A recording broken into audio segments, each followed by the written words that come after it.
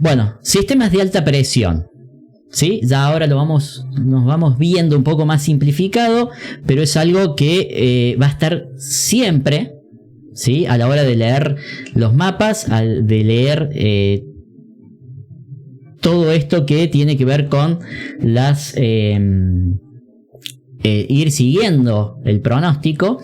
Ahora, lo bueno de esto, que en esta clase vamos a ver puntualmente, ya vimos a nivel macro, ¿no? A nivel, digamos, a un nivel general en nuestra atmósfera, cómo se creaban los movimientos del viento, ¿no? El movimiento del aire a nivel macro, a donde tenemos todo lo que tiene que ver con los vientos alisios, ese gran movimiento de aire con determinadas celdas, dependiendo de las longitudes y las altitudes que tiene nuestro planeta, cómo es de alguna manera azotado o intervenido con la temperatura, ¿no? Con cómo les pega el sol a nuestro planeta, por así decirlo, y de alguna manera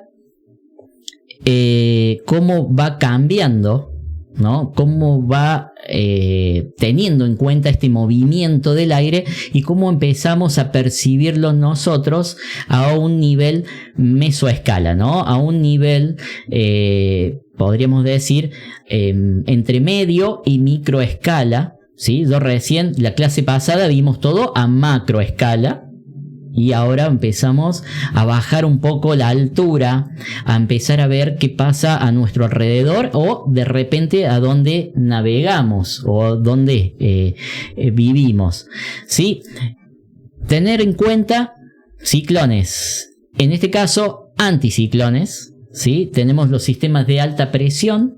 Los sistemas de alta presión son regiones, ¿no? A donde hay convergencia arriba, ¿no? En altura del aire, ¿sí? Esto genera subsidencia, o sea, quiere decir que de alguna manera este aire tiende a bajar, ¿sí? Y genera una divergencia en lo que es en la superficie, ¿sí? Digamos, de alguna manera se expande, se estira, se traslada el aire sobre la superficie, ¿sí? En este caso, viendo el dibujo de las isobaras, así está dibujado o representado, ¿no es cierto?, la alta presión, que en este caso tiene la A de alta, ¿no? Vamos a tener la H si estamos en un mapa que de repente está en inglés, ¿sí? Vamos a encontrar eso.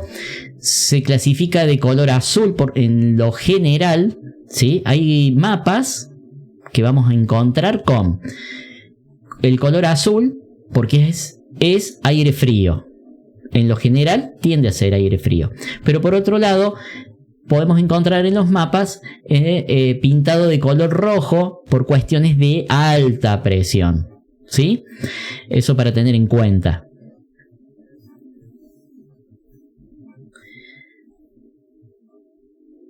Los anticiclones, ahí podemos ver que podemos encontrar dos tipos de anticiclones, ¿sí? Esto es fundamental. Principalmente es un sistema de alta presión, puede formarse de dos maneras: anticiclón térmico y anticiclón dinámico.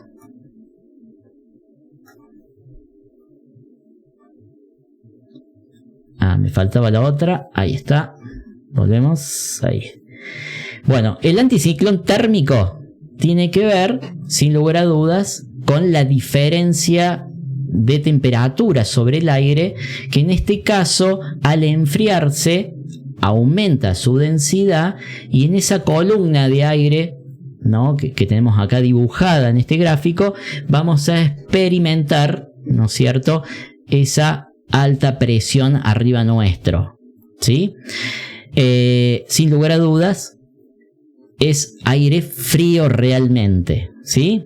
Siempre, por lo general, aire frío, mayor densidad, el aire baja, ¿sí? Lo vamos a tener bajando, tocando superficie.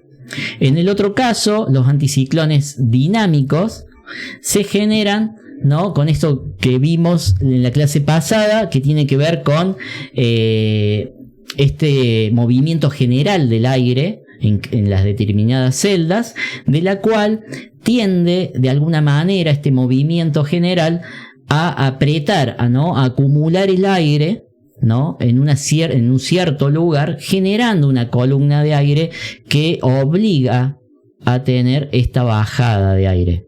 ¿Se entiende todo esto? Bien, Franco, Maxi, Diego, Marcia, Facu, ahí está Adela, Gus, que está serio, Florentino dándole duro a los mates. Bueno, ejemplo, los anticiclones, en este caso los anticiclones térmicos, ¿sí? Acá tenemos las altas presiones siberianas que por una cuestión ya natural, ¿no?, aire constante, frío, ¿no?, a donde esas altas presiones mantienen un clima y un territorio completamente frío, ¿no? Es el escenario que vamos a encontrar constantemente en altas presiones térmicas, ¿sí? Tenemos altas presiones dinámicas por el otro lado, a donde esta subsidencia del aire, esta bajada del aire por acumulación, ¿sí?, a nivel macro, baja y terminamos teniendo, podríamos decir que son anticiclones térmicos, anticiclones dinámicos con un aire cálido,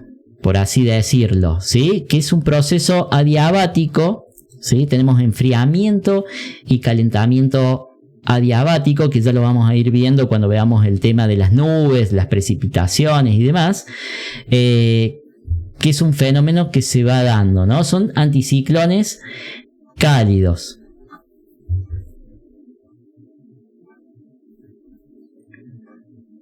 Esto es el ejemplo de el estado del tiempo que dan estos ciclones cálidos, anticiclones cálidos. Por ejemplo, en las Azores, ¿sí?, ¿no?, que esto lo podemos encontrar en el Atlántico, más o menos, creo que era alrededor de los 30 grados, por allá, a donde los cielos siempre están despejados, ¿sí? Es el escenario que producen los anticiclones en general. ¿Sí? Las características que tiene un anticiclón suelen ser extensos, ocupar grandes parcelas, grandes lugares del territorio. Las isobaras están relativamente separadas entre sí, por lo tanto, si las isobaras están separadas, no son de generar tanto viento, suelen moverse lentamente y en algunos casos permanecer durante mucho tiempo, ¿no? Que eso ya lo vamos a experimentar más puntualmente, lo vamos a estudiar más puntualmente de qué pasa con nuestro continente y estos ciclones, ¿no? El famoso ciclón permanente que tenemos nosotros sobre la Argentina. Bueno, está de más contarles que el centro de una alta presión va disminuyendo, ¿no es cierto?, a medida que se va abriendo hacia afuera, ¿sí? Se debilita la presión yendo hacia afuera.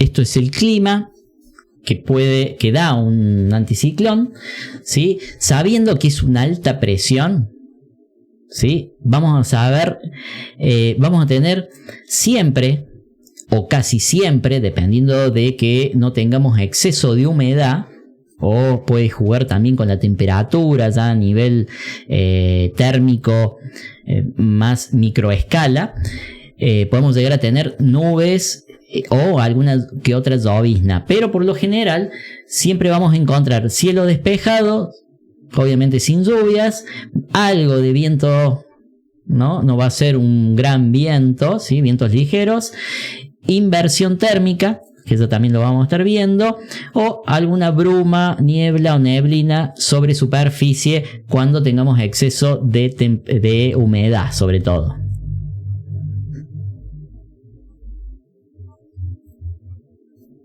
Vamos con el sistema de bajas presiones, el ciclón, borrasca más conocida, ¿no? Que por lo general nosotros no somos de decirle borrasca. Bueno, obviamente las isobaras concéntricas se cierran teniendo su nivel más bajo sobre el centro, ¿sí?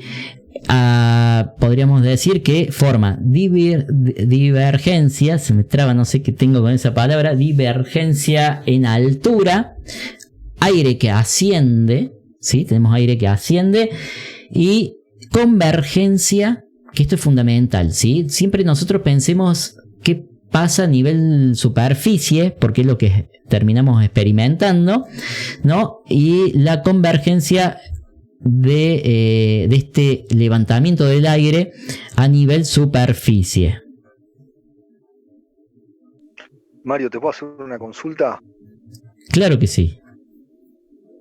El proceso de divergencia, no recuerdo a qué altura era que se daba, a la altura aproximada que se dan esos procesos también me acuerdo de alguna foto del curso de la clase pasada, pero esa gran altura, digamos.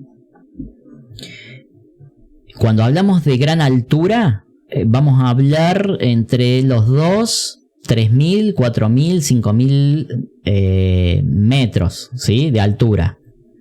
¿Sí? Bien, después bien. Lo demás sí sucede a nivel casi a nivel superficie en sí. Bien, ustedes no se olviden que aparte de mantener, bien Franco, de mantener esto en sí, con el aire frío que baja, ¿sí? Y el aire caliente que sube, tenemos el efecto Coriolis, ¿no? Que le da esta situación de rotación al viento, generando de cierta forma, ¿no? En este caso, en las zonas bajas, o sea, en las zonas de baja presión, ya sea en el hemisferio norte, que gira antihorario, ¿no? Y en el hemisferio sur gira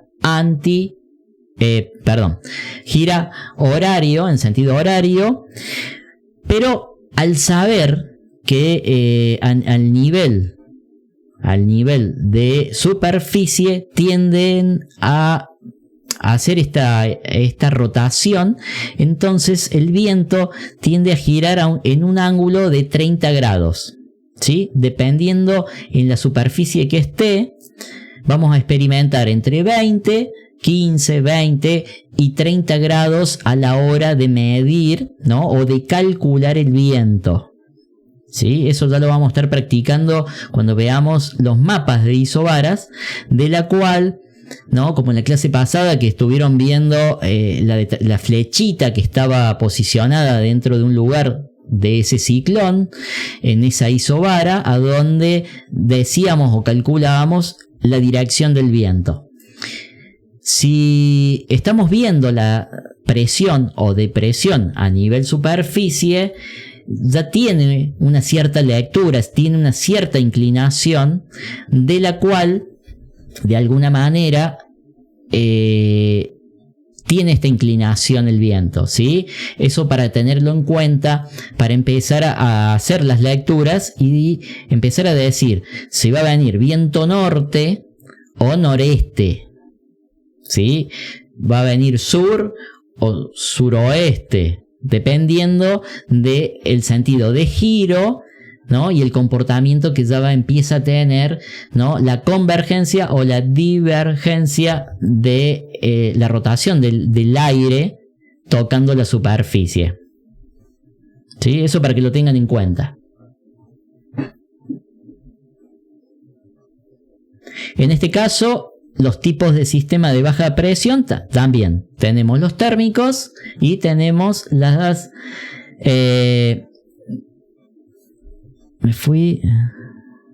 Presiones térmicas, aire cálido, sistema de baja presión y sistema de presión dinámicas, ¿no? Tenemos los térmicos y los dinámicos. Es muy parecido al ciclón, al anticiclón, ¿sí? Las térmicas, sin lugar a dudas, son pequeñas depresiones hechas, mejor dicho, a pequeñas escalas, ¿no? A donde empezamos a trabajar ya el calentamiento del aire a nivel superficie, ¿sí? Y ahí empezamos a ver los que son los vientos térmicos, donde, bueno, tenemos la pérdida de densidad, ¿no? Sabemos que cuando se calienta el aire pierde su densidad, se hace completamente más liviano y tiende a empezar a subir, ¿no? Generando estas depresiones térmicas. Un escenario, ¿no?, que tienen las depresiones térmicas es lo que experimentamos sobre todo en verano. Vieron que por lo general siempre en verano por ahí tenemos pronósticos y se supera cierta temperatura y nos encontramos de la cual ya ese pronóstico no entra, ¿no? De repente no entra el viento, o por ejemplo en el caso, bueno, de Gustavo, del Oso, acá en Córdoba, que jugamos mucho con los vientos térmicos, ahí lo teníamos a quién más, había alguien más de Córdoba, que no me acuerdo, a ver, Florentino. Greco, ahí está, Florentino, ahí está, que también son de Córdoba. Que por ejemplo se experimenta mucho, por ejemplo nosotros con con el tema viento térmico, que cuando en Córdoba se supera los 30-35 grados, los pronósticos quedan como nulo, no sopla, ya que se generan grandes tubos, ¿sí? Grandes levantamientos de aire caliente, no dejando pasar o entrar el viento a nivel macro, ¿sí? Se imaginan el ciclón así, el viento que entra, que venía, y de repente se hace todo un tubo, ¿no? Como estamos viendo, inclusive en este caso el aire puede ser en el lago, o bueno, acá en Córdoba tenemos todo el lago, levanta la humedad, ¿no? Y empieza a condensarse y empezamos a ver estos cúmulos limbus, ¿no? Grande, esos tubos que de repente hacen como una especie de campo de fuerza donde el viento ya no tiene entrada, ¿sí? Eso lo que vamos a experimentar con los grandes, las grandes depresiones, las grandes bajas, sobre todo en verano. En este caso de las depresiones dinámicas que se forman, ¿no es cierto?, por la gran, podríamos decir, la gran succión, el gran movimiento a nivel macro, ¿sí?, de los vientos alisios, esto que estábamos viendo con las celdas la clase pasada, podemos experimentar las depresiones, en este caso más puntualmente las de frente polar que se llaman, ¿sí?, que esta subida de aire es de alguna manera de prepo, ¿no?, producido por el vacío, por el espacio que tiene la parte superior arriba, ¿no es cierto?, de la atmósfera. En este caso, las bajas presiones de Islandia, que podamos ver, los cielos son constantes, ¿sí? Esto más o menos está en una posición de los 60 grados de latitud, de la cual constantemente la subida y la bajada del viento a nivel macro hace que se mantengan estos escenarios climáticos, ¿sí?, de estos tiempos. Las características de una depresión, ¿sí?, no suelen ser muy extensas. Las isobaras son relativamente, siempre están juntas, por lo tanto sabemos que vamos a tener viento, ¿sí? Las bajas presiones en lo general nos dan el viento para navegar, suelen moverse rápidamente, obviamente porque siempre están juntas casi las isobaras, se mueven rápido, se generan y se disipan rápidamente. ¿Sí?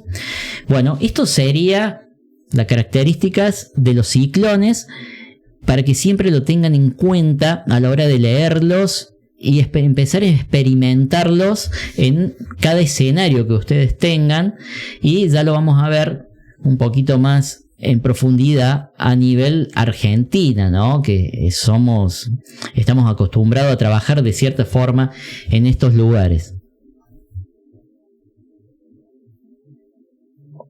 Un área de baja presión nos va a dar, sin lugar a dudas, siempre tormenta, siempre la formación de grandes tormentas, sobre todo las eléctricas, sobre todo los cúmulos nimbus, las tormentas eléctricas, las precipitaciones frecuentes, vientos turbulentos, ¿sí? Guarda con eso, siempre tenemos turbulencia. Buena visibilidad, a excepto que llueva, ¿sí? En sí, por lo general, siempre está dado que las bajas presiones, sin lugar a dudas, traen la lluvia, ¿no? Traen el mal tiempo. Inclusive, si de alguna manera algunos tienen alguna casita, vienen unas casitas que tienen un viejito y una viejita que salen constantemente, ¿sí? En la casa de la abuela, o algún barómetro colgado en la pared de su casa, van a ver que las bajas presiones siempre van a estar de alguna forma dibujadas, ¿sí? Con mal tiempo, y las altas presiones siempre van a estar dibujadas con buen tiempo. Bueno, acá tenemos un resumen de lo que son las altas y las bajas. Las altas presiones tenemos subsidencia de aire, divergencia en la superficie, ¿sí? Aire que se expande, que se va, ¿no? Que está girando podríamos decir, con una inclinación de 30 grados hacia afuera a la hora de leer nuestras isobaras, ¿sí? Giran en sentido horario en el hemisferio norte y antihorario en el hemisferio sur, ¿sí? Y todo lo contrario son las bajas presiones, ¿sí? Ascenso de aire, convergencia en la superficie, giran antihorario,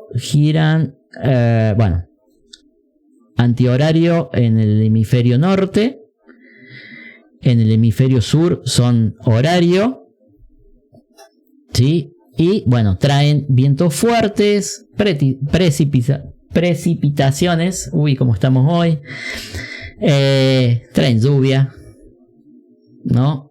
Este concepto es realmente es el que quiero que se lleven, ¿sí? Totalmente. Y empezamos a bajar, ¿no? Empezamos a bajar de ese viento, de alguna forma, que se forma, valga la vuelta. Bueno, acá tenemos un gráfico a donde Bud-Baloy, la primera ley de Bud-Baloy, este meteorólogo y bioquímico, creo que era medio científico, había dicho que las isobaras, ¿no? El viento trabajaba a 20 grados. Recién les contaba que era 30, y depende de la superficie, inclusive vamos a experimentar el sentido de la dirección del viento a 15 grados, dependiendo de cómo soplan las isobaras, ¿sí? Eso lo van a empezar a tener en cuenta ustedes dependiendo del escenario que tengan, donde naveguen o de repente qué obstáculos tengan.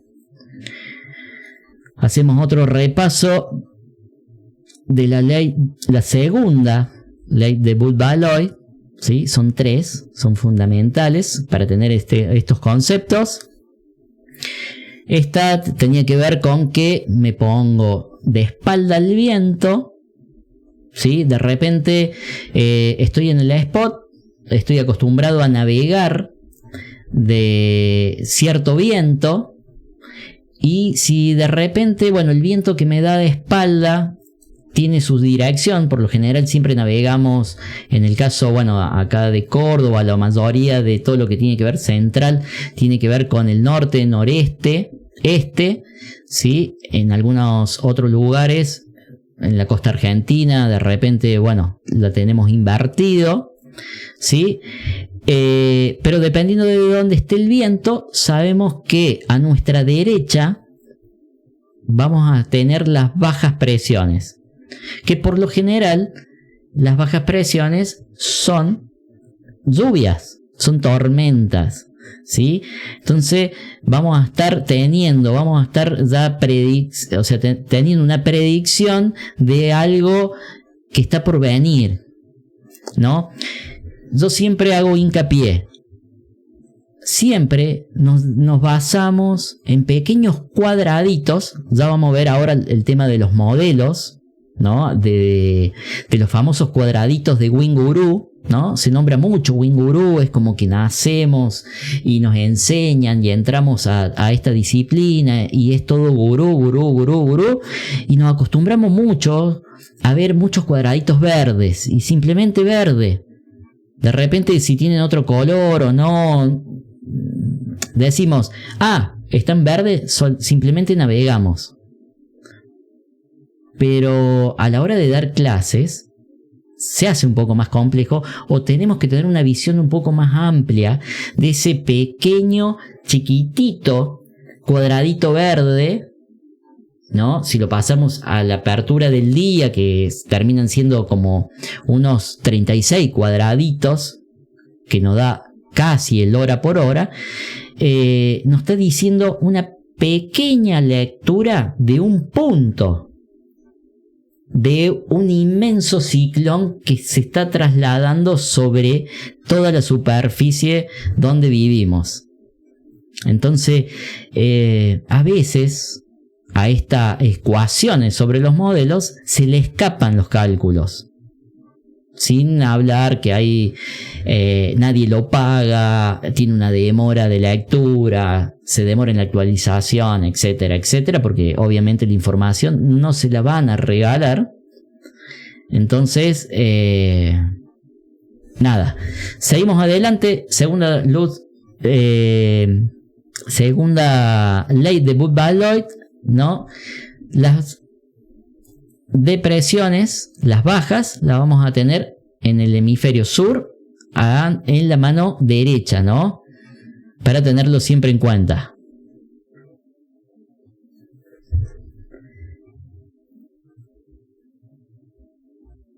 Por otro lado, estos grandes ciclones, empiezan a tener lo que se llaman los elementos termodinámicos, ¿sí? En una cuestión técnica se puede decir que tengo la presión, ¿sí?, la temperatura y el viento como condición, como elemento de la meteorología. Por otro lado, tenemos acá los elementos acuosos, ¿sí?, como la humedad, las precipitaciones y la nubosidad, ¿sí? Son todos elementos que juegan, ¿no?, que van a estar presentes a la hora de calcular completamente todo esto que tiene que ver con la meteorología.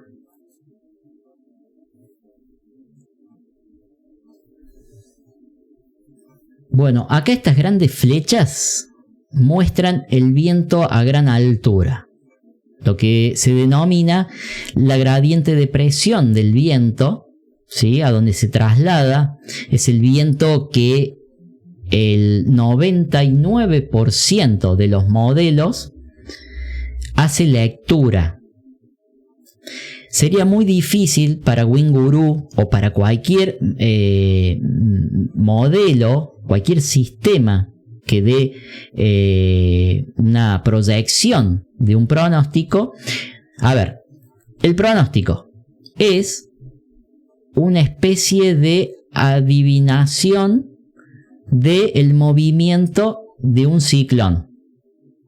Si bien un ciclón se forma, gira a tal velocidad, tiene su sentido de giro, ya que si es alta o baja, es aire frío, aire caliente, y dependiendo de la posición, puede estar sujeto alrededor con un montón de ciclones o temperatura, o de repente, por lo general nosotros tenemos muchos grandes ciclones, anticiclones, perdón, los anticiclones que entran por el océano Pacífico empiezan a chocar con la cordillera.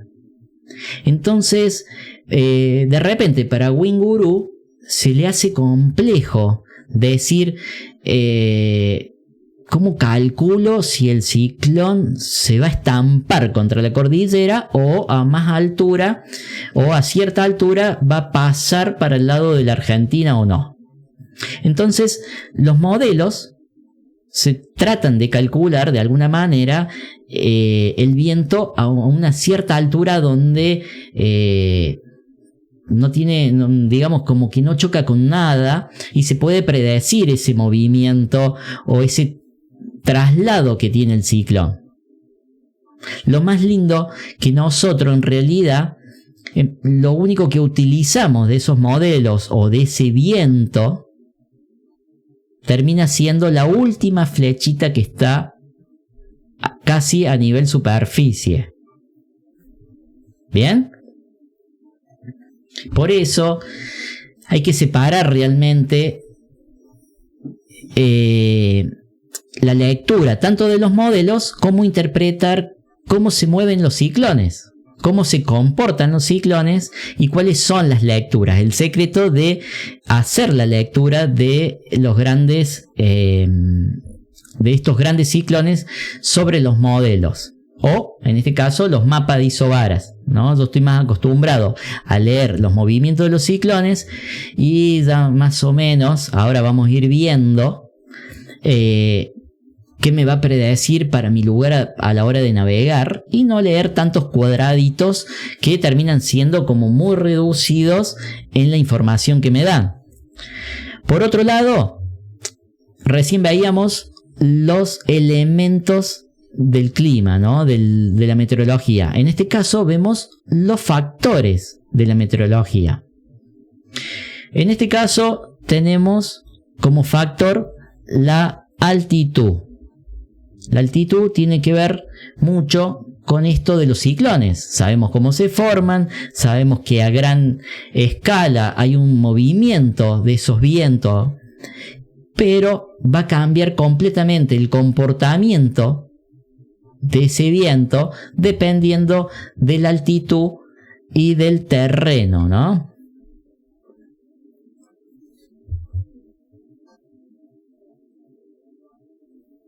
Cuando hablamos... Es lo que produce los vientos orográficos, digamos.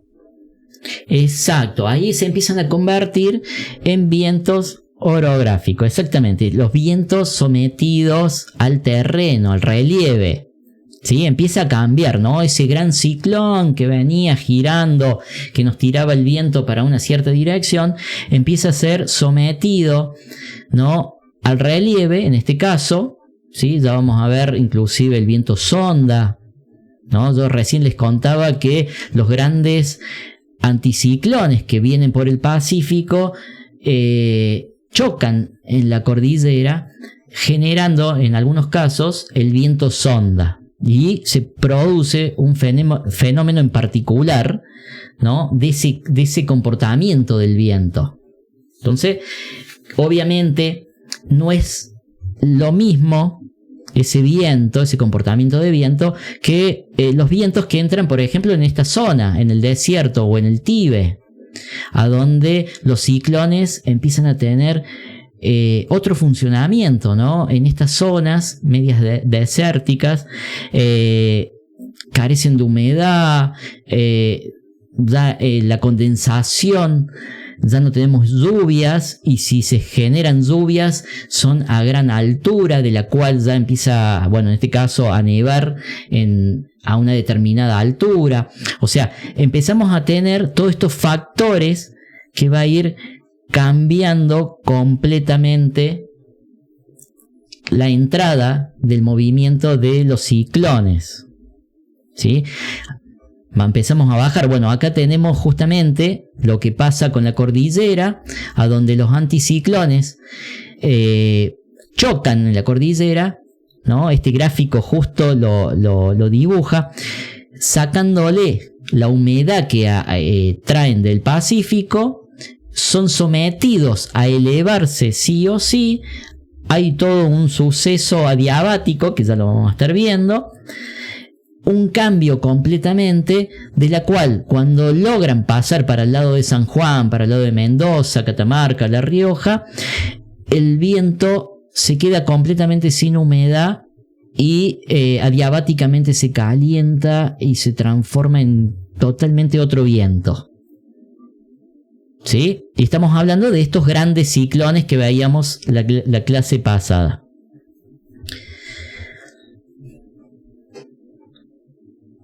Otra de las cosas, sí, exactamente, Adela, es el viento sonda. Bueno, otra de las cosas, estos ciclones de alguna manera someten a lo que son las corrientes marinas, y por ejemplo los ciclones y anticiclones que pasan, no me acuerdo cómo se llama el lugar, pero terminan, por ejemplo, levantando demasiada humedad constante en la zona de Inglaterra, Reino Unido y todo eso, y de repente tenemos climas constantes en esos países de humedad, de la cual siempre hay neblina, siempre llueve y no hay un día que no llueva. O sea, todo tiene que ver con todo en esta rueda, ¿no? En esta forma entre a nivel macro, ¿no? Y a nivel mesoescala y microescala. ¿Sí? De esos grandes ciclones que hablábamos la clase pasada. Obviamente vamos a ir a lo que nos interesa a nosotros, que tiene que ver con ese viento. Estas grandes flechas, digamos las flechas grandes, tienen que ver con el viento a una buena altura, que no choca con nada, no tiene obstáculos, no tiene nada, y se desplaza sin que se frene. Por lo tanto, en el 99% de los modelos va a estar graficado, van a ser los ciclones, van a estar los pronósticos. A medida que va bajando, empezamos a experimentar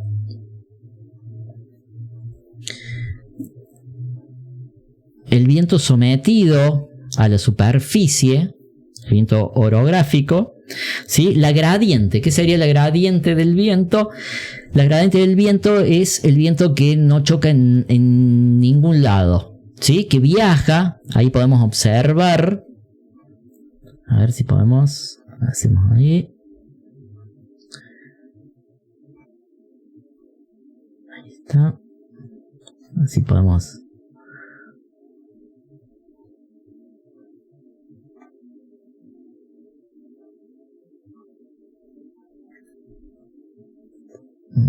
Se me fue el gráfico. Ahí está. El viento arriba, obviamente, nosotros navegamos, sin lugar a dudas, con 20 metros de líneas. Por lo tanto, el viento perfecto, ese viento laminar que se llama, ese viento constante, divino y potente que tenemos a esta altura, obviamente no lo experimentamos, y es lo que sale en la mayoría de los modelos. Nosotros en realidad utilizamos el viento a esta altura, ¿sí? Que está sometido siempre a la Tierra. Y ya no tenemos la misma velocidad. Por lo tanto... Te hago una consulta, perdón que me meto. Sí. Generalmente al no navegar con viento de tierra tenemos, por ejemplo, acá en el Río de la Plata, un buen espejo de agua del lado de la dirección del viento. ¿El viento tiende a bajar a grandes distancias y emparejarse, por decirlo de alguna manera? Y bien, todo depende del escenario que ustedes tengan. Esa es la realidad. Todo va a depender del escenario que ustedes tengan.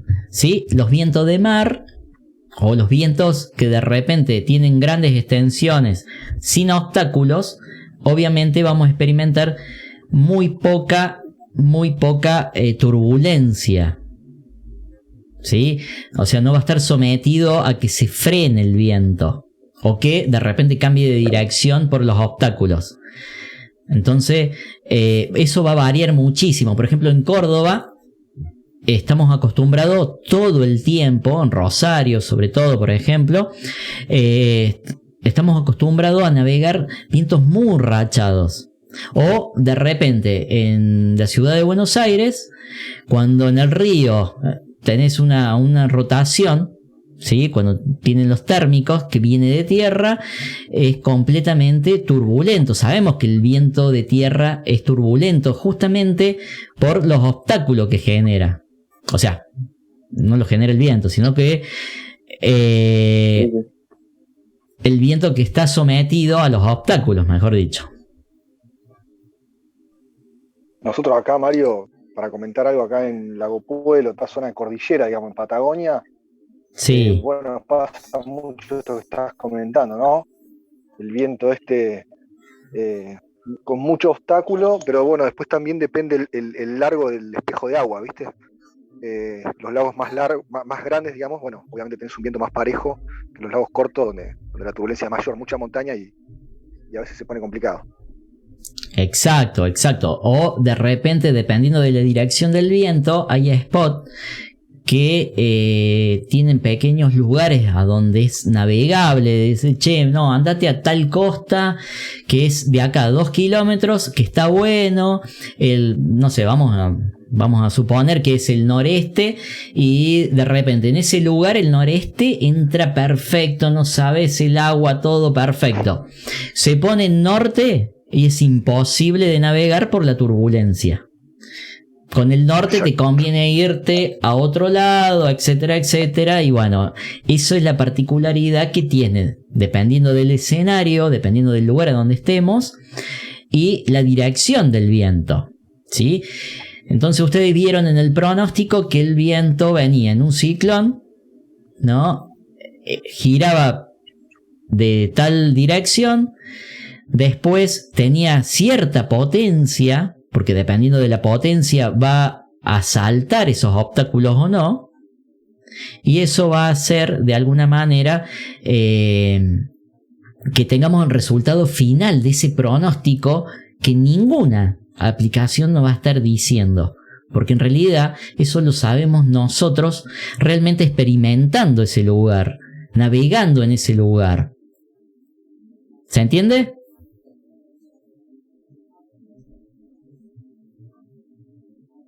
Cric, cric. Cric, cric. Sí, Marito. Sí, se entiende. Bien, bueno. Buenísimo. Con respecto a la turbulencia, uno de los factores fundamentales a la hora de navegar, hablemos de la seguridad, hablemos del viento que tiene que ver, siempre la seguridad va a estar presente, siempre vamos a estar pensando en la seguridad, y en el caso de la turbulencia hay una ecuación que no podemos no saberla, no podemos no dejar de experimentarla, de practicarla y de tenerla en cuenta, ¿sí? Es fundamental siempre tener en cuenta esto, ya sea porque tenemos edificios, porque tenemos una arboleda, ¿sí? Dependiendo de dónde estemos, nos vamos a encontrar. Voy a ver si puedo hacer. ¿Sí? Bueno, en este caso tenemos la arboleda. Obviamente, si tengo un árbol, prácticamente la turbulencia, la interferencia del viento que voy a tener es mínima. Obviamente, si tengo un pequeño bosque, va a ser complicado. Entonces, por seguridad, ¿puedo armar un kite cerca de esa arboleda?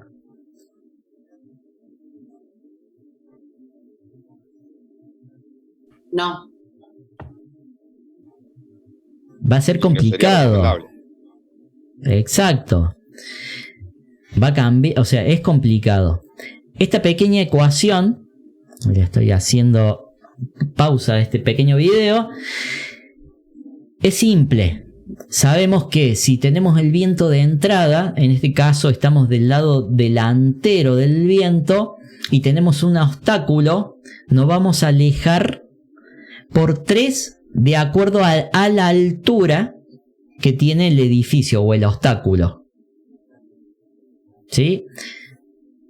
Si estamos del otro lado, ¿sí? Esto pasa mucho por ahí cuando viajamos o vamos a la costa y de repente tomamos en cuenta, obviamente salimos a la parte trasera del hotel que da a la playa y el mismo hotel a veces tiende a hacernos turbulencia, ¿sí?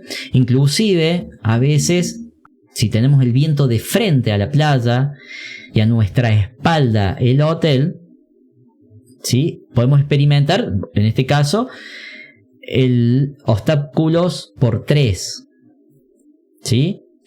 O en el otro caso, que hay que tener en cuenta, la altura del obstáculo por 7, ¿sí? Para alejarnos de ese obstáculo para empezar a tener viento más parejo, que no esté sometido a la turbulencia. ¿Se entiende un poquito esto? Buenísimo. Sí, sí. Acá en el Náutico de Córdoba, en lo que vendría a ser la parte de Carlos Paz, cuando entra viento este, se siente mucho la influencia del náutico, digamos. Claro. No sé si has navegado ahí. Exacto, sí. Bueno, puntualmente es un lugar que está sometido muchísimo a la turbulencia. Ahí tengo una foto puntualmente de Córdoba, del lago San Roque, ¿sí? Ustedes piensen simplemente en el comportamiento entre el modelo que marcaba, no sé, de repente decía que iba a haber 25 nudos, porque el modelo me está dando el viento a la altura de la flecha grande, ¿sí? No se olviden que los modelos no trabajan en tierra porque el tipo WinGuru no puede estar calculando la ecuación. Ahora hago -8 por el cuadrado a la raíz cúbica de un edificio que plantaron hace un par de meses. Entonces va a trabajar con esa ecuación siempre más arriba. Por lo tanto, el pronóstico dice 25 nudos, pero el escenario que tenés en realidad termina siendo otro a nivel del agua, ¿no? Que es mucho más abajo.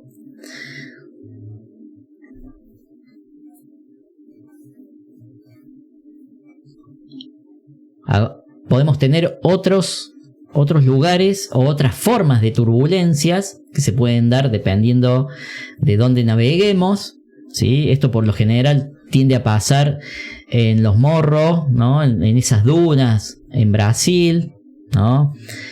Cuando tenemos algunas montañas. Esto tiene que ver con cualquier embarcación, ¿no? No solamente para el kite, sí, es para todas en sí. La turbulencia en todo lo que tiene que ver con la náutica es complicada, ¿sí? Esto para que lo tengan siempre en cuenta. Saber dónde están los lugares reales, los lugares seguros para levantar y bajar un kite, ¿sí? Capaz que navegando no sea tan complejo, por ahí hay la famosa frase aguanto la racha, o si me quedo sin viento voy derivando, pero levantar o bajar un kite en turbulencia es muy arriesgado porque perdemos 100% el control. No vamos a saber realmente qué va a hacer ese barrilete.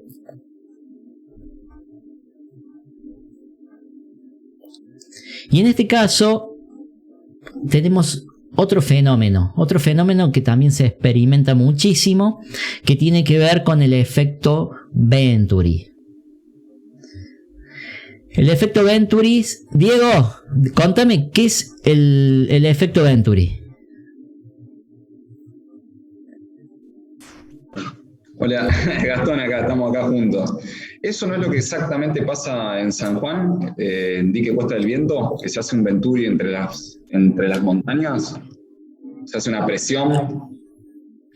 Hay una parte, sí, hay una parte la parte del cañadón, cerca del paredón, hay un efecto Venturi muy importante, que muchos atribuyen que el viento de Cuesta del Viento tiene que ver con ese Venturi, que es parte de la investigación del trabajo práctico. ¿Será real o no el tema del Venturi? ¿Me escuchaba, Mario? Sí, Gustavo. Justo en mi spot acá en Tucumán, en el Cadillal, se pasa exactamente eso, digamos. O sea, el prono por ahí es mejor de lo que solía ser, porque las montañas le dan ese efecto Venturi justo donde está el spot, que es tirando para la cola del dique, digamos. Es bastante complejo ese spot. Está sometido, lo mismo nos pasa en Córdoba, ¿no? Rodeado de montañas, de la cual tenés turbulencia y hay lugares a donde tenemos Venturi. Entonces tenemos que sortear y jugar con esa navegación. Es complejo, sí. Sí, y es totalmente real lo que me estás diciendo, Gustavo, con respecto a Tucumán y en ese dique. Es completamente así. Bueno, Diego, Gastón, ahí que están los dos mateando hace rato fuerte, contame a ver cuál sería el efecto técnico. No, el efecto técnico la verdad que no tengo mucho conocimiento, pero por lo que veo cambia la altura esta de lo que habíamos visto anteriormente, debe cambiar el tema de la temperatura del viento y entra en este Venturi que debe crear como si fuera digámosle, mayor presión, como si fuera un caño, que venimos de uno de 3/4 y pasamos a media. Creo que debe pasar algo similar y aumenta esa presión, entonces creo que ahí aumenta el viento, digámosle. La verdad que desconozco, pero es lo que interpreto. Yo cuando realmente aumenta la aceleración y disminuye la presión. Bien, bueno, ahí está nuestro fanático, Gustavo el Oso, dándonos la terminación técnica. Exacto. A ver, para simplificarlos, chicos, es como agarrar la punta de la manguera, ¿no? Sale el chorro de agua normal así y apretamos, así cerramos, ¿sí? Aumenta la presión y el chorro sale más lejos y más rápido, ¿sí? Se acelera el viento en este caso, o los fluidos, ¿sí? Que el viento y el agua y todo lo que tenga que ver con lo que fluya tiene que ver que tiene casi el mismo comportamiento. Y en este caso hay una aceleración del fluido, en este caso el viento, ¿sí? Entra el ciclón, entra la gradiente del viento y está sometido, bueno, acá como estamos viendo, en este embudo, ¿no? En esta situación que se estrecha, ¿no? Como yo decía recién, achicar el agujerito de la manguera, y esto hace que se canalice, aumente la presión y en este caso aumenta la velocidad del viento. Esto, otro factor. ¿No es al revés, Mario? A mayor velocidad, menor presión. En la sustentación, sí. Si hablamos de trabajar la sustentación de la presión en sí, sí. En este caso, no aumenta la presión del fluido, sino que aumenta la velocidad del fluido. Aumenta la velocidad del viento, para que no se confundan. ¿Sí? Si hablamos con el aire en la sustentación, ya sería otra cosa. ¿Se entiende, Maxi? Consulta. Sí. Sí, yo para aclarar un poco también el gráfico, que se mostraba el delta de altura y se mostraba que era en la parte más fina, digamos, del embudo, disminuir la presión. Por eso lo quise aclarar también. Sí, este famoso teorema de Bernoulli. Por eso está basado. Pero chicos, tampoco la teoría tiene que ver completamente. Es largo de hablar, es complejo. Es más, me enrosco y empezamos a discutir si es el efecto de Bernoulli, mejor dicho, el teorema de Bernoulli, o si es la primer ley de Newton o la tercera ley de Newton, y podemos estar discutiendo largo. Pero bueno, en fin. ¿Vos fuiste a la UTN ahí en Córdoba? Sí. No, la UTN no. La Plata. Ah, la de La Plata. ¿no ahí UTN, está. Ahí? Sí. Nada más que no te escuché completo. A la UNED. UTN. Mario, UTN, ahí está. Consulta. Sí. Este efecto Venturi también se puede dar por algún efecto por una nube y encontrarse con un relieve montañoso. Sí. La nube particularmente tiene que ver. El efecto de la Claudia que no lo termino de descifrar o sea, por eso lo hago una consulta. Bien, bueno, ahí está. Oso Gustavo Ezequiel Torres, ¿no? Porque por ahí te digo oso y no queda, ¿no? O sea, ahí está.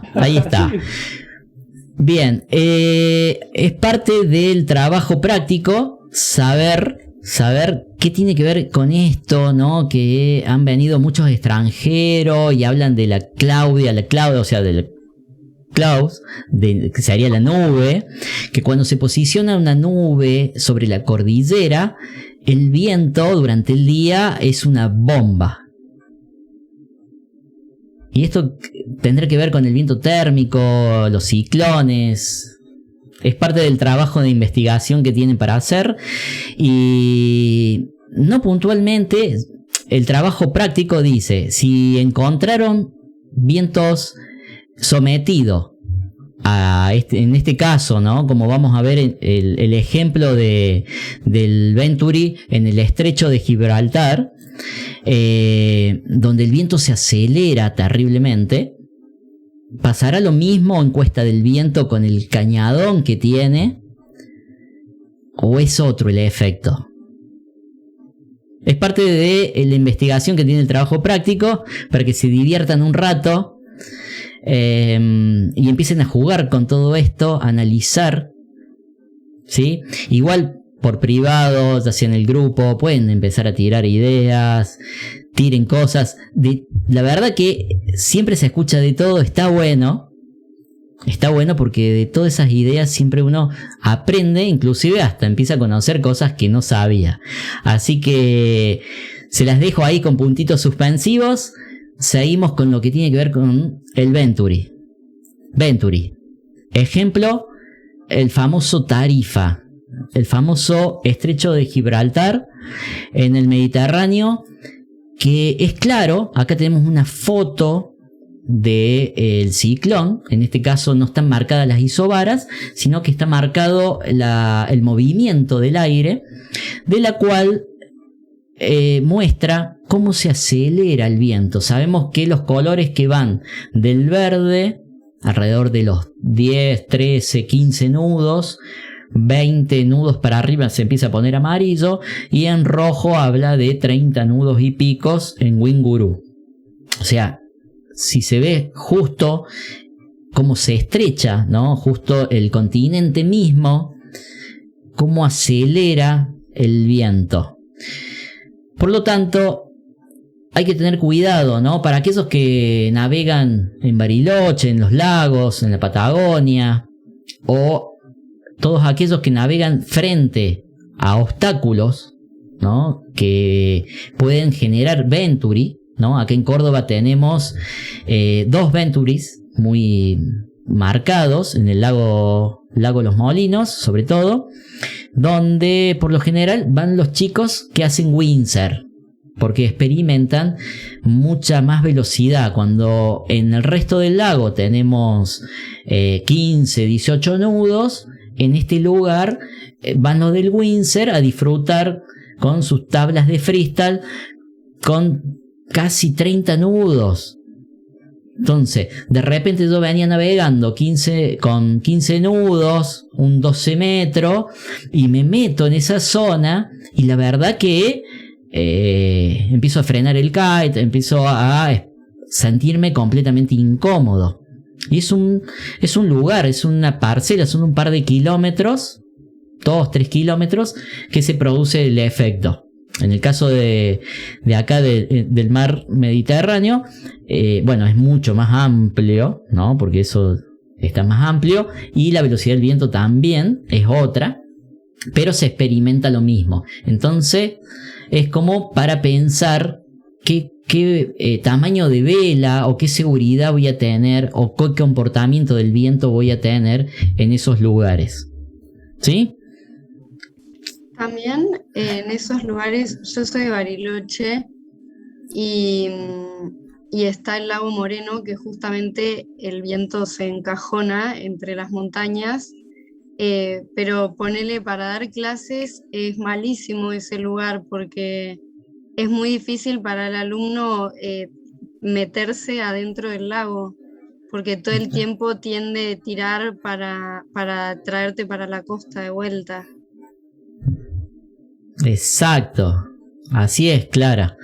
Son lugares donde inclusive podés tener las dos secuencias, ya sea turbulencia, ¿no? Sin lugar a dudas vas a tener turbulencia, y vas a tener este efecto Venturi, ¿no? Esta aceleración del viento que se dan entre las montañas, ¿sí? Estos efectos, claro, también lo vamos lugar son montañas donde se encajona el viento y está la playa, y atrás de la playa hay un bosque. O sea que no hay lugar a dudas que tenés turbulencia y Venturi. Sí, 100%, pero está seguro que ahí se navega siempre. Y porque aunque sea muy poquito el viento de gradiente, ahí lo tenés amplificado de cierta forma, más allá de la turbulencia, y no hay duda que vas a navegarlo, ¿sí?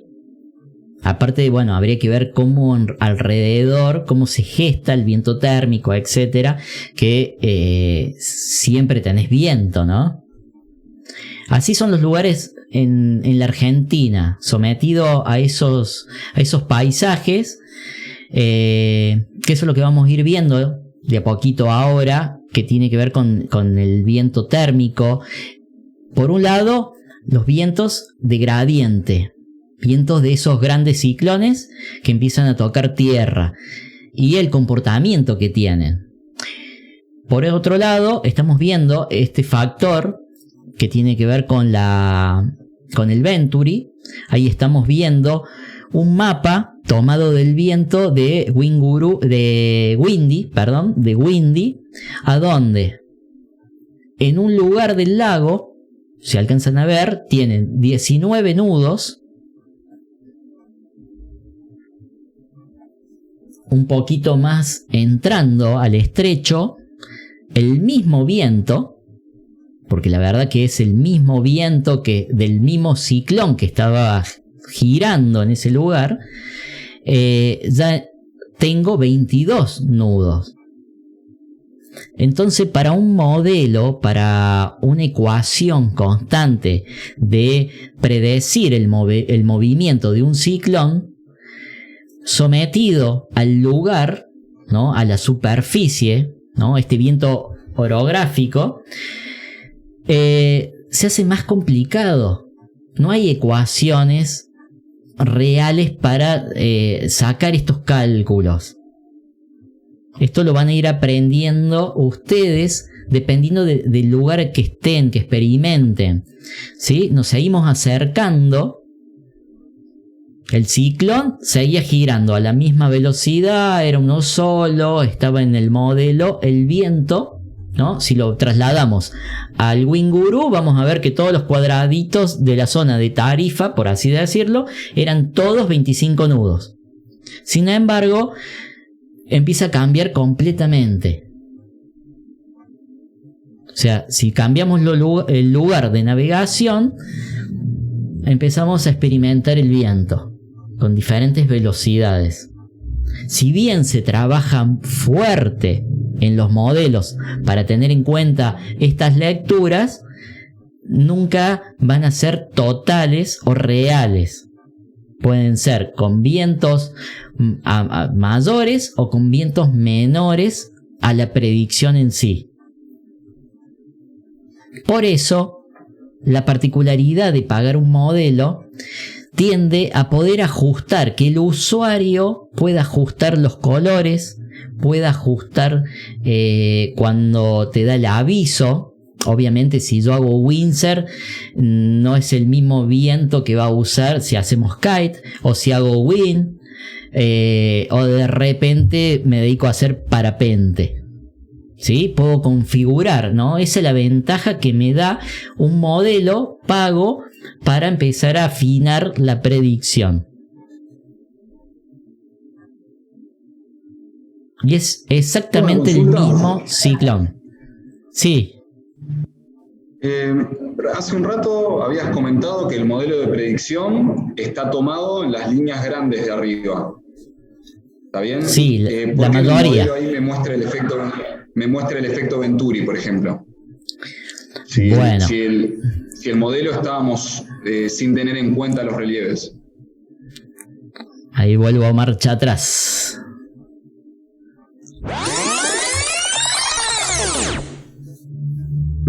Bien. Vamos de vuelta.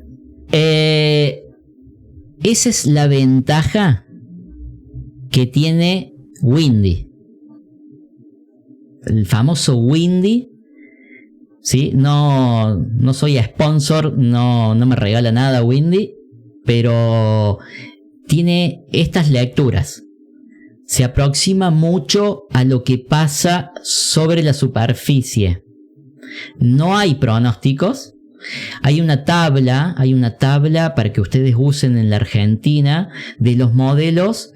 No me acuerdo en qué página, en el número de página para que lo busquen. Hay una tabla que yo les hago un resumen de los modelos que usa Windy, los que usa Meteo Blue, lo que usa Winguru, ¿no? Los modelos, cuando decimos modelos, son ecuaciones que están atentos a los movimientos de estos grandes ciclones. En el caso de Windy, tiene la particularidad de graficarlo, de mostrarlo y de someterlos a esto de que lo podemos hacer tangible, de que lo podamos ver como mortales, ¿sí? Porque obviamente para un meteorólogo completamente profesional no hace falta que vea estos dibujitos del movimiento del viento, ¿no? Empieza a trabajar con las isobaras, el ángulo, la presión, etcétera, etcétera. Pero esto de alguna forma se hace para nosotros. Por eso me van a ver trabajando mucho con Windy, porque Windy tiene la particularidad de calcular estas cosas, de compartir.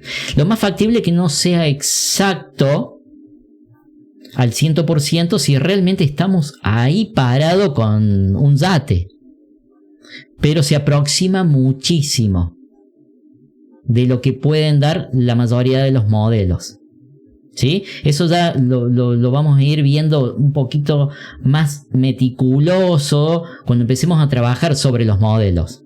¿Sí? Vieron que de repente, hoy por hoy, la mayoría de las aplicaciones han hecho como una ensalada de modelos, de la cual Winguru, ¿no? que lo voy a estar nombrando siempre porque es algo que como que fue incorporado en nosotros siempre.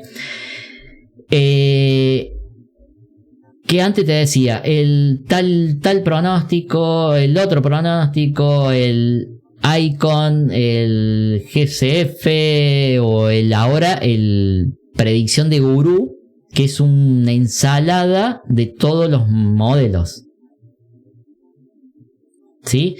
Es difícil. Se están creando modelos a nivel superficie, pero se trabaja mucho con el feedback que le da el usuario, de la cual no todos ajustan, no todos pagan, no todos ajustan de acuerdo al obstáculo, y Gurú o Windy o lo demás empiezan a tomar esa información y empiezan a ajustar y empiezan a jugar con los modelos, con las ecuaciones.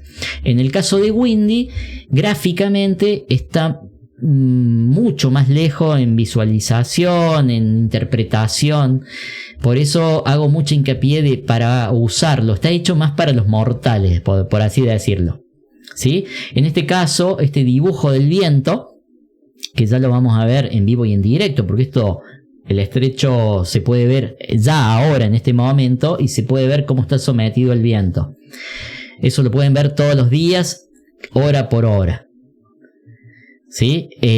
Después van a empezar a diferenciar lo que es el modelo con el movimiento satelital, con toda la información, ¿no? Porque son muchos los modelos. Es impresionante la cantidad de gente trabajando para dar todos los días la predicción más exacta del pronóstico. ¿Sí?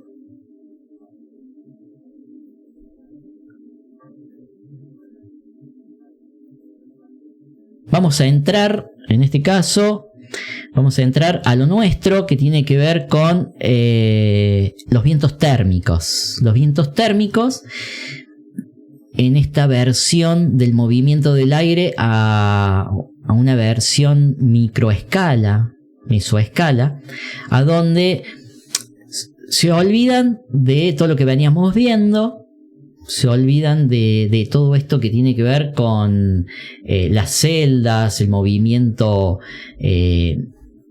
del aire a niveles de las células de Ferrer y todo eso, y acá en nuestro pequeño ecosistema, en nuestro pequeño escenario que navegamos siempre, empezamos a experimentar el comportamiento del aire. ¿Qué tiene que ver? Por ejemplo, la famosa brisa marina, ¿sí? Que esto puntualmente no hace falta que sea marino, sino es el comportamiento que tiene el aire, en este caso durante el día, a donde el aire, dijimos, el sol, sus rayos de onda corta hacen calentar la superficie, esta superficie caliente hace calentar al aire, el aire pierde su densidad, se hace más liviano y por naturaleza física tiende a elevarse. Llega a una determinada altura, se empieza a enfriar, ¿no? Ahí tenemos la gradiente de temperatura.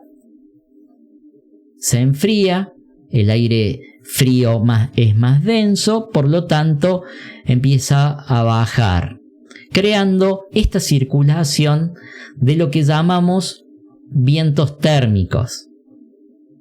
¿Sí? Esto sucede durante el día.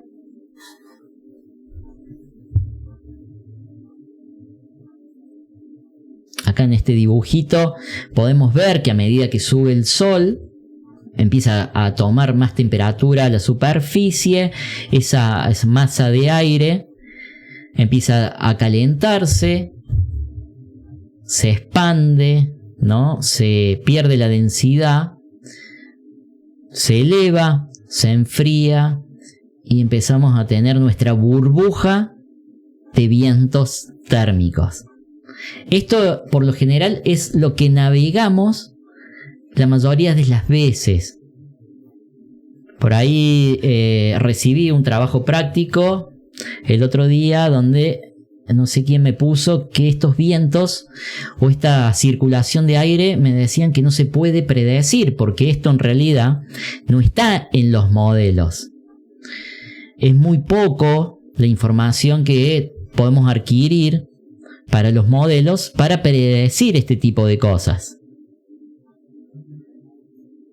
¿Es algo así lo que pasa en Cuesta del Viento? Puede ser que se calienta el viento en la parte de San Juan abajo, en el Valle de la Luna, y sube a través de la montaña y se enfría arriba y como que cae adentro de lo que sería el dique. Algo parecido, sí, algo parecido, exactamente. Bueno, durante la noche completamente pasa todo lo contrario. Tenemos, para aquellos que viven en la costa o en el Río de la Plata, ahí por Baires, experimentan, se nota mucho más. En la sierra se nota, pero de otra forma. El enfriamiento del aire, la superficie terrestre, la tierra se enfría mucho más rápido en este caso, a comparación del agua. El agua sabemos que demora en enfriarse.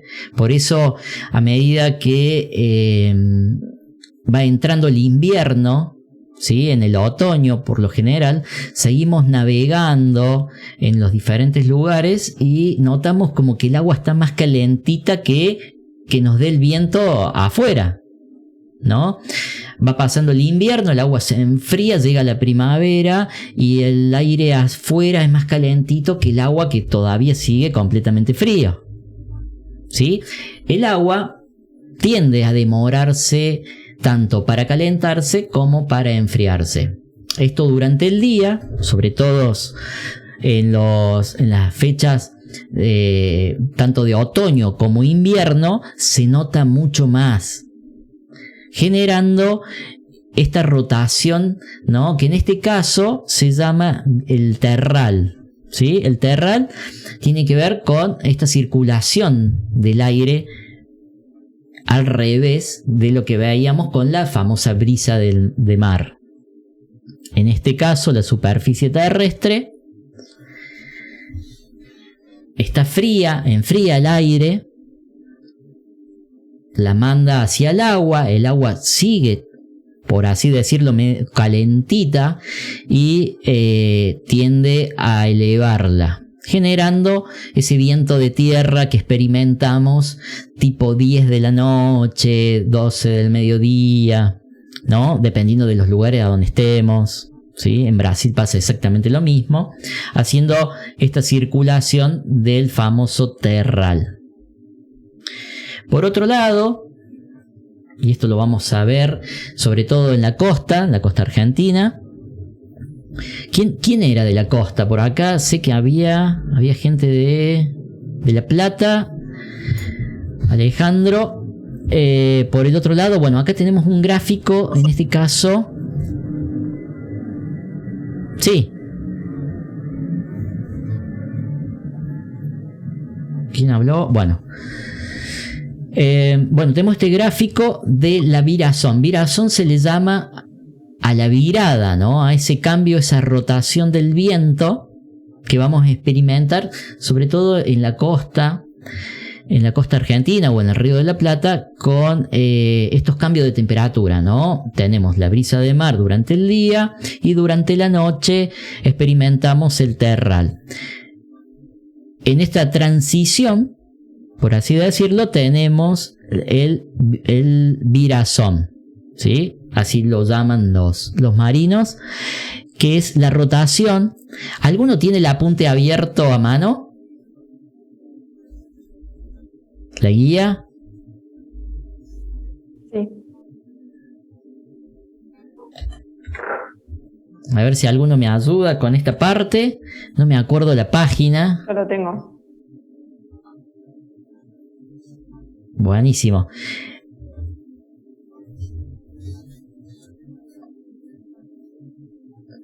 ¿Quién era? ¿Adela o...? A ver, Clara. Sí. Ahí está, Adela. Tenés abierto. A ver, en el caso de Monte Hermoso, podemos experimentar los vientos de tierra. 200, ahí está. Bien. Son millones de páginas, ¿vieron? Está terrible la guía. Mucha info para que no les falte absolutamente nada.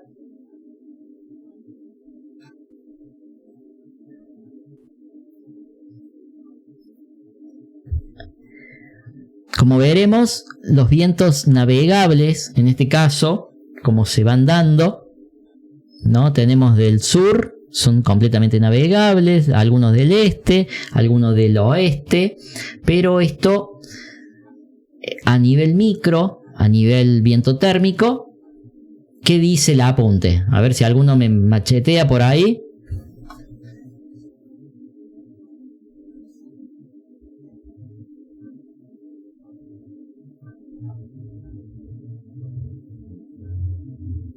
¿Qué parte necesita, Mario? A ver, que me cuenten qué dice el apunte. Ahí en Monte Hermoso dice brisa de tierra a la noche.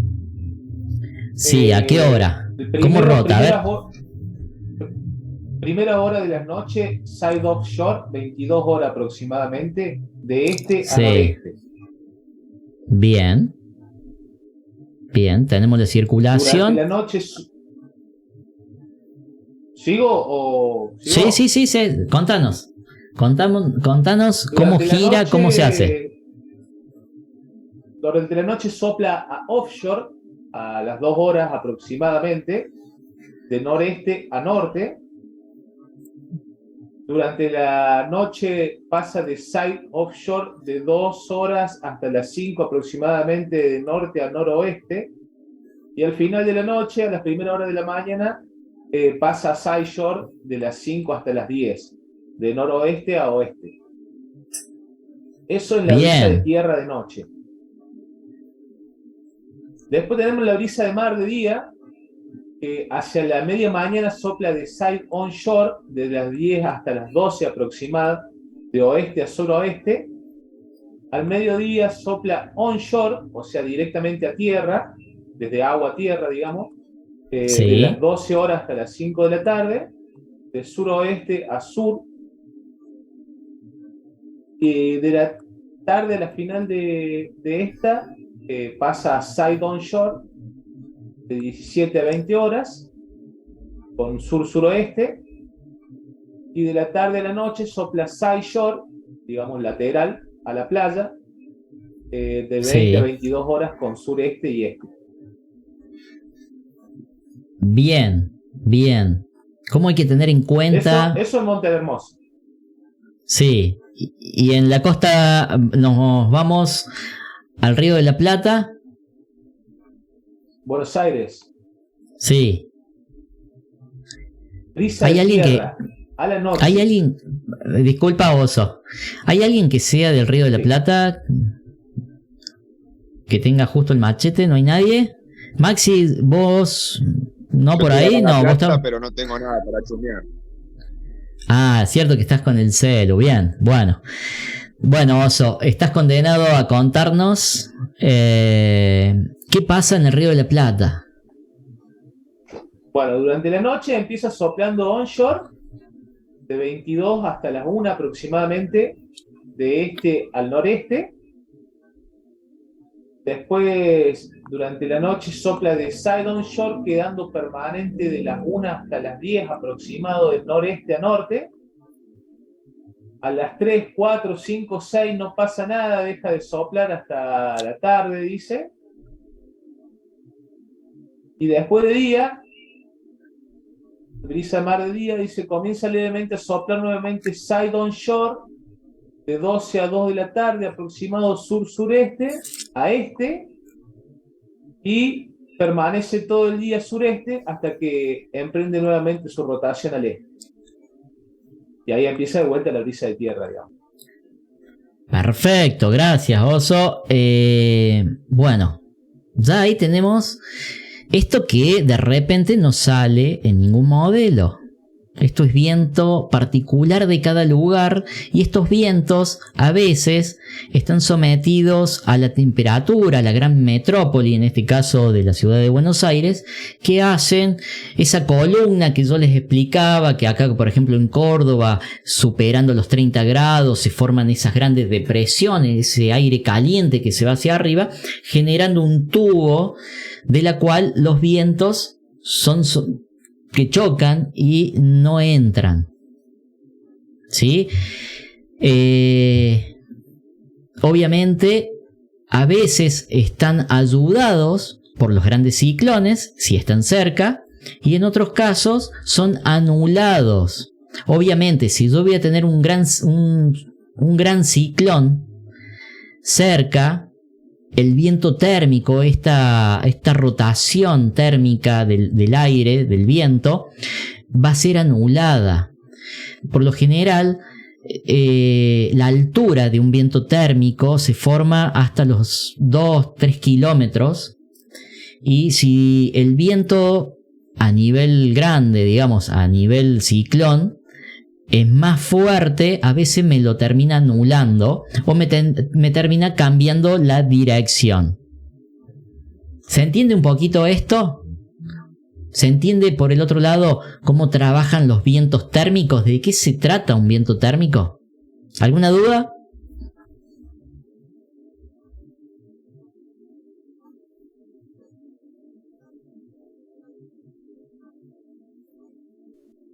Mario, los números que nos indican.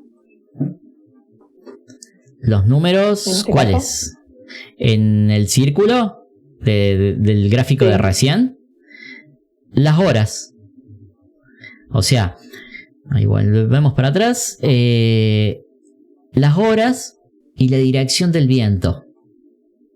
¿Sí? Y un poco lo que nos contaba ese, de acuerdo a tal hora, cuál es el viento. Esos son los vientos térmicos constantes. ¿Sí? ¿Se entendió un poquito de lo que es el gráfico? Con la descripción que tiene. Más que las horas, marca puntos, digamos. El punto 1 explica tal cosa, el punto 2 explica tal cosa, el punto 3 explica exactamente. tal cosa. Correcto. La explicación de la guía, claro. Exactamente. Son como las referencias. Las referencias, ahí está, sí, tenés razón. Perdón, tenés razón, Oso. Totalmente. Son las referencias a las horas, no es la hora en sí del gráfico, de que va sucediendo esa rotación, esa virazón del viento. ¿Sí? Cosas a tener en cuenta a la hora de dar clase. Por otro lado, recién veníamos hablando de modelos, y empezamos a hablar de modelos. Por un lado, la predicción, que sabemos que es a una cierta altura, de una cierta ecuación y de una determinada forma. Pero por el otro lado, WinGuru, en este caso, así como Windy, y hay un montón de otros servicios que me van a estar dando lecturas de estaciones climáticas en vivo y en directo. Esa es la otra parte que nosotros tenemos que trabajar, y ahí vamos a interpretar realmente. ¿Se acuerdan el gráfico que vieron la clase pasada, que tenía que ver todas las estaciones mandando su nivel de presión atmosférico para poder dibujar de alguna forma el mapa de isobaras?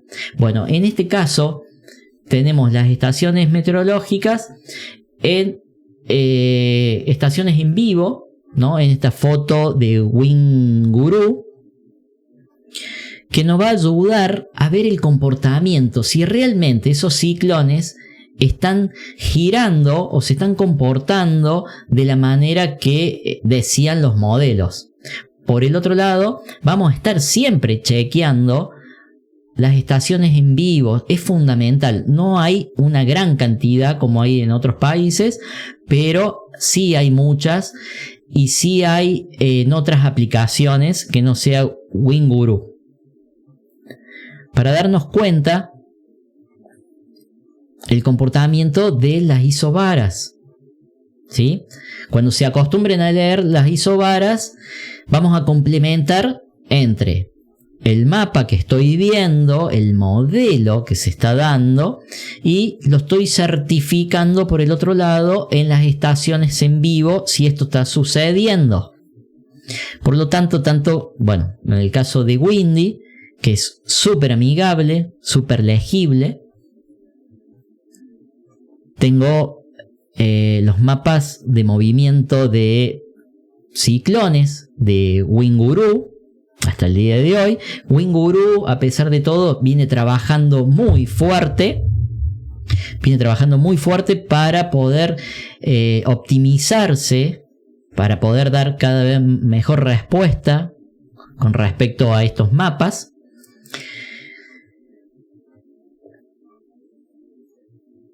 De repente tenemos un mapa de isobara, de movimiento del viento, dependiendo de la altura, dependiendo de lo que le pidamos. Tenemos mapa de temperatura, pero siempre estamos acostumbrados de alguna forma a ir a leer algo tan básico como el resumen de una pequeñita parcela que son los modelos como estamos acostumbrados a verlo. Bueno, por otro lado, acá tengo este planeta, este gráfico de que ya después se los voy a pasar, inclusive en la guía están los links para que puedan observar todo esto. Igual ya lo vamos a estar viendo en vivo, que también es un mapa que tiene la NASA para ver el viento. Empezamos a reducirnos al modelos, y de ese pequeño lugar empezamos a ver estos cuadraditos. La proyección de ese pequeño cuadradito, de ese pequeño lugar en los modelos. Que esto sí ya estamos acostumbrados a verlo. Sí, Mario, los ¿qué grandes significan los kilómetros que aparecen al lado del nombre del modelo? De la estación, que dice, por ejemplo, GFS 13 kilómetros, Zephyr tiene 8. Significa que hace una ecuación perfecta, que ya está comprobado que los cálculos perfectos se hacen hasta 13 kilómetros. ¿Sí? Inclusive si ustedes buscan la denominación del modelo y en el lugar que están, le va a tirar un mapa, le va a graficar. En el caso de WinGuru le va a decir, che, el F tal toma este lugarcito apenas, y sobre esa pequeña parcela hace el cálculo. Por lo tanto, si yo en ese cuadradito, vamos a suponer, en ese agujerito que estoy tomando el modelo, tengo otro ciclón que se está acercando, ese modelo no lo sabe.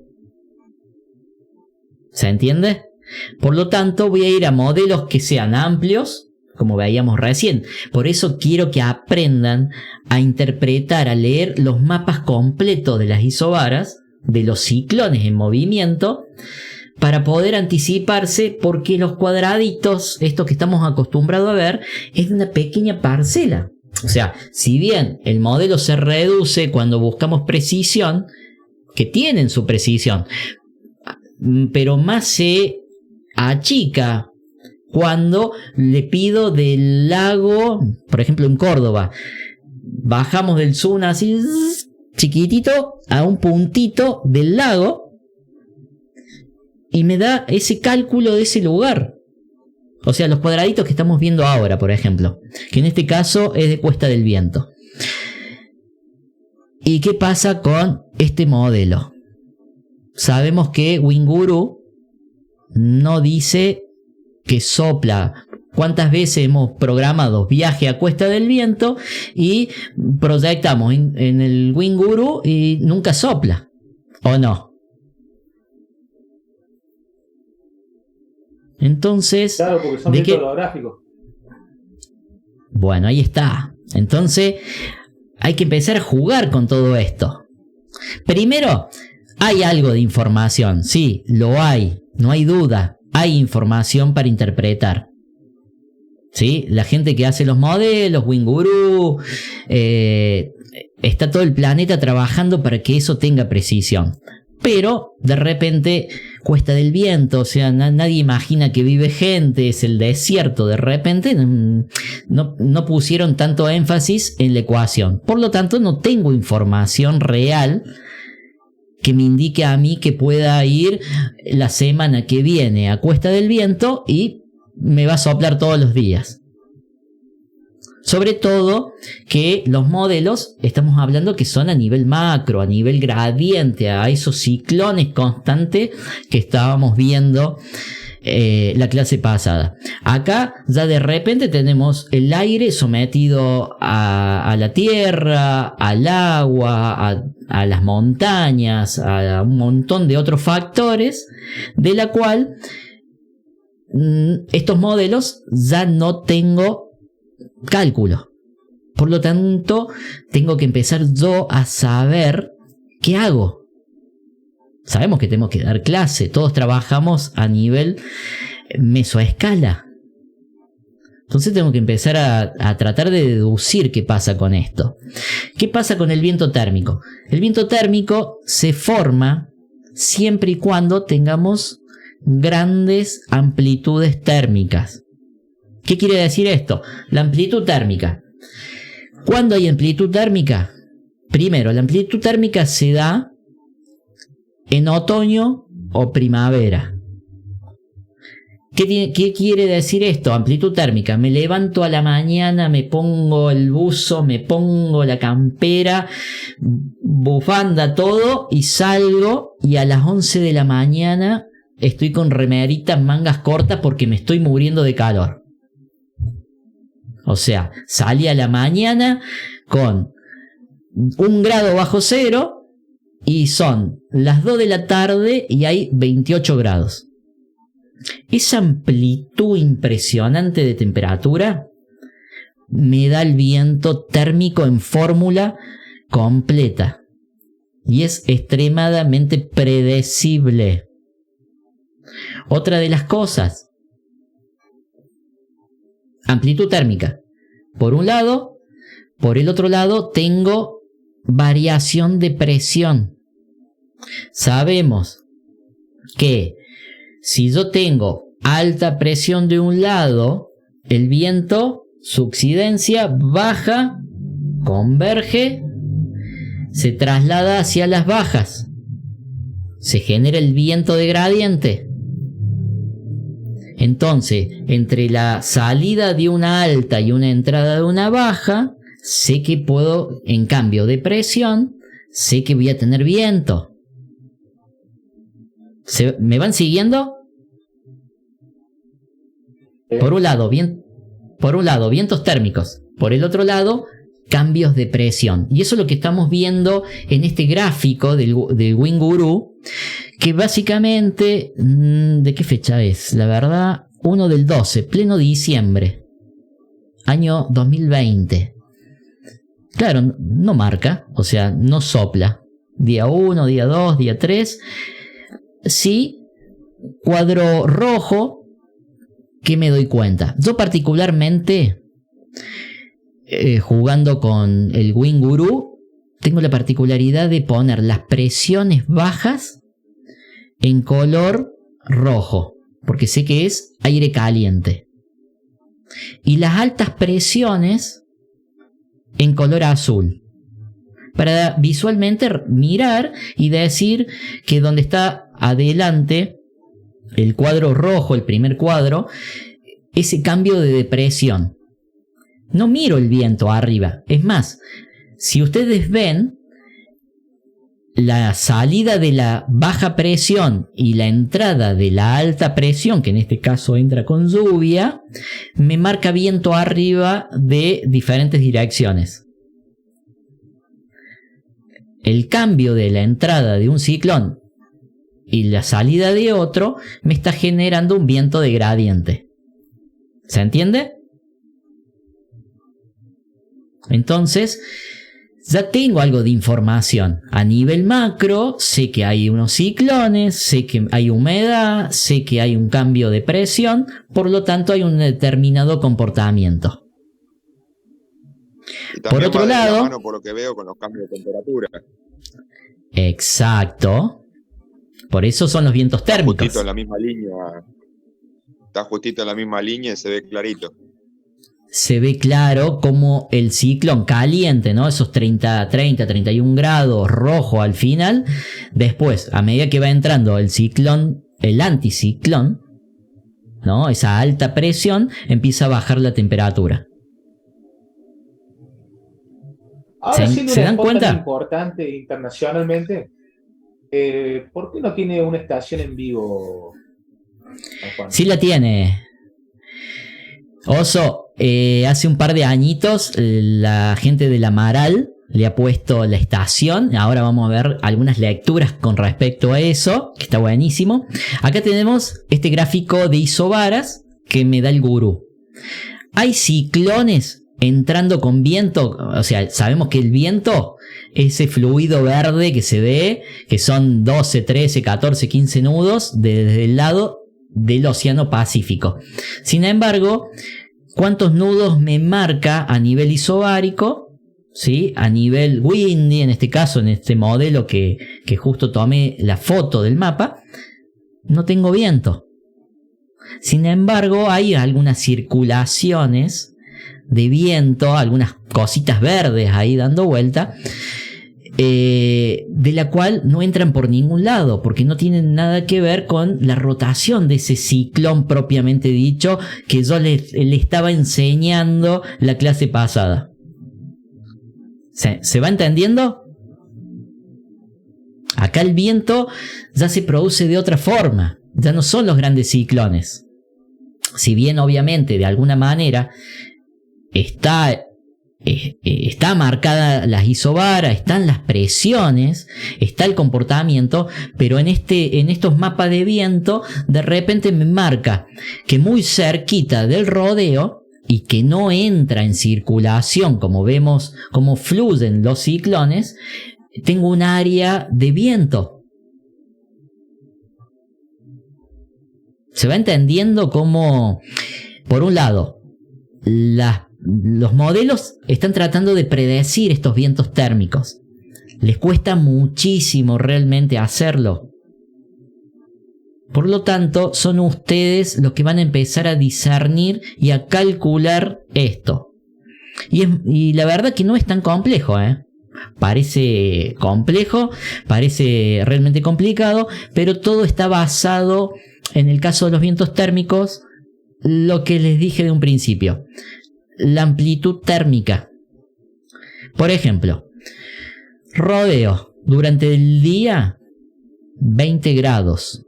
El escenario, la superficie, la formación del lugar hace de que la superficie que calienta el aire en ese lugar tenga 20 grados durante el día. Sin embargo, durante la noche o muy cerquita, porque en realidad esto es un poco más cerca del lugar, esto lo pueden ver en vivo y en directo todos los días por Windy, a muy poquitos kilómetros, y está todo especificado y ya como que les di una ayudita en el práctico que tienen para hacer, para estudiar todo esto, a muy poquitos kilómetros, de repente tengo 20 grados en un lugar y a 100 kilómetros tengo menos 12 grados. ¿Qué pasaba con esto? ¿Qué pasa con el aire en estos lugares, en esta superficie? ¿Qué sucede? Varía la presión. Exacto, varían las presiones. ¿Qué hace el aire en esta superficie, en estos escenarios? Acá tengo este mapa de Windy con las estaciones en vivo. Podemos ver que de alguna forma no hay tantos ciclones, ¿sí? Podríamos decir que no hay tanto viento. Inclusive estas, a ver, vamos a poner acá, lo vamos a ampliar un poquito. Podemos ver que si hubiera un ciclón en este lugar, el ciclón de alguna forma, o sea, no hay viento en La Rioja, no hay viento en la ciudad de San Juan, pero de repente Cuesta se vuela todo.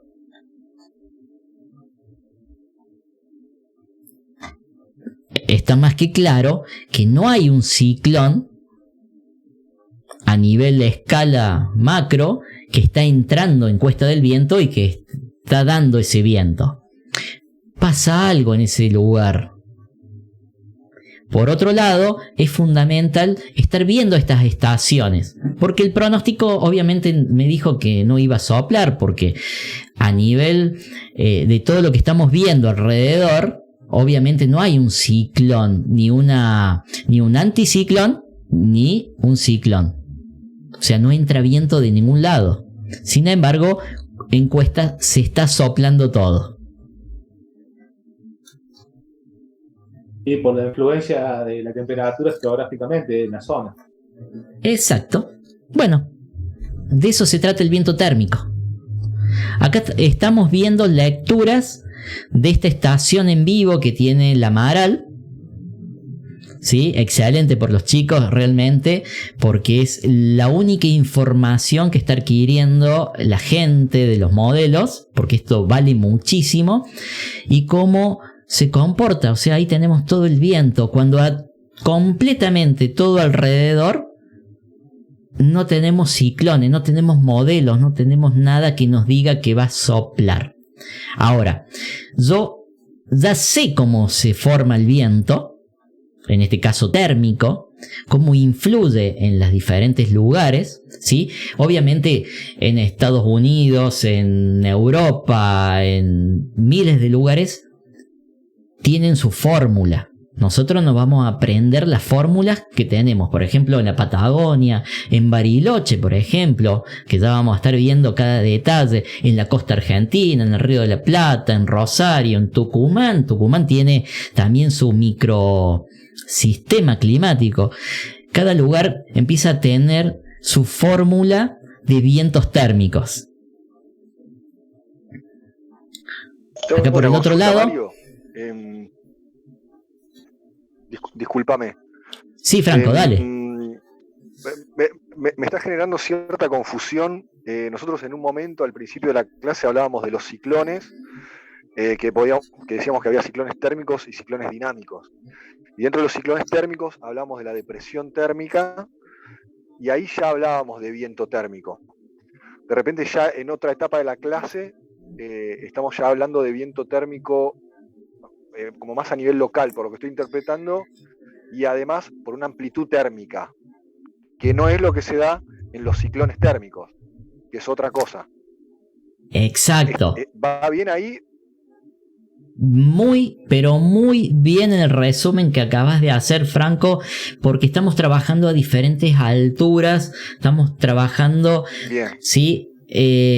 Por eso yo marco siempre macro escala, esos movimientos grandes de, por ejemplo, lo que veíamos en la zona subtropical y esos vientos de células, ¿sí? De esas 3 células, desde el Ecuador, desde los 60 grados y 30 grados, ¿no es cierto? Son, por ejemplo, las corrientes de chorros, que son famosas para la gente, para los pilotos que están con los aviones. Son vientos extremadamente peligrosos. Son de altísima velocidad, ¿no? Que es el movimiento general de la atmósfera a nivel macro. Allá arriba, así, pum. Por otro lado, ya empezamos a encasillarnos, a encerrarnos nosotros entre la sierra, entre los edificios y todo lo que tenemos, y ya empezamos a experimentar otra situación del aire. ¿Sí? Es exactamente lo que has visto. Más allá de que hay un componente térmico, hay comportamientos adiabáticos, hay otra cosa, ¿no?, que está sometido a la humedad, el aire, estos elementos o estos factores que hacen a esta ensalada de que se mueva el aire, ¿sí? Nada más que tirarles todo así de una es como empieza a generar confusión. La idea es que se lleven la clave de cada detalle de esto para poder que ustedes sepan, sobre todo esto que tiene que ver con los vientos térmicos, que es la burbuja o el nivel a donde nosotros trabajamos.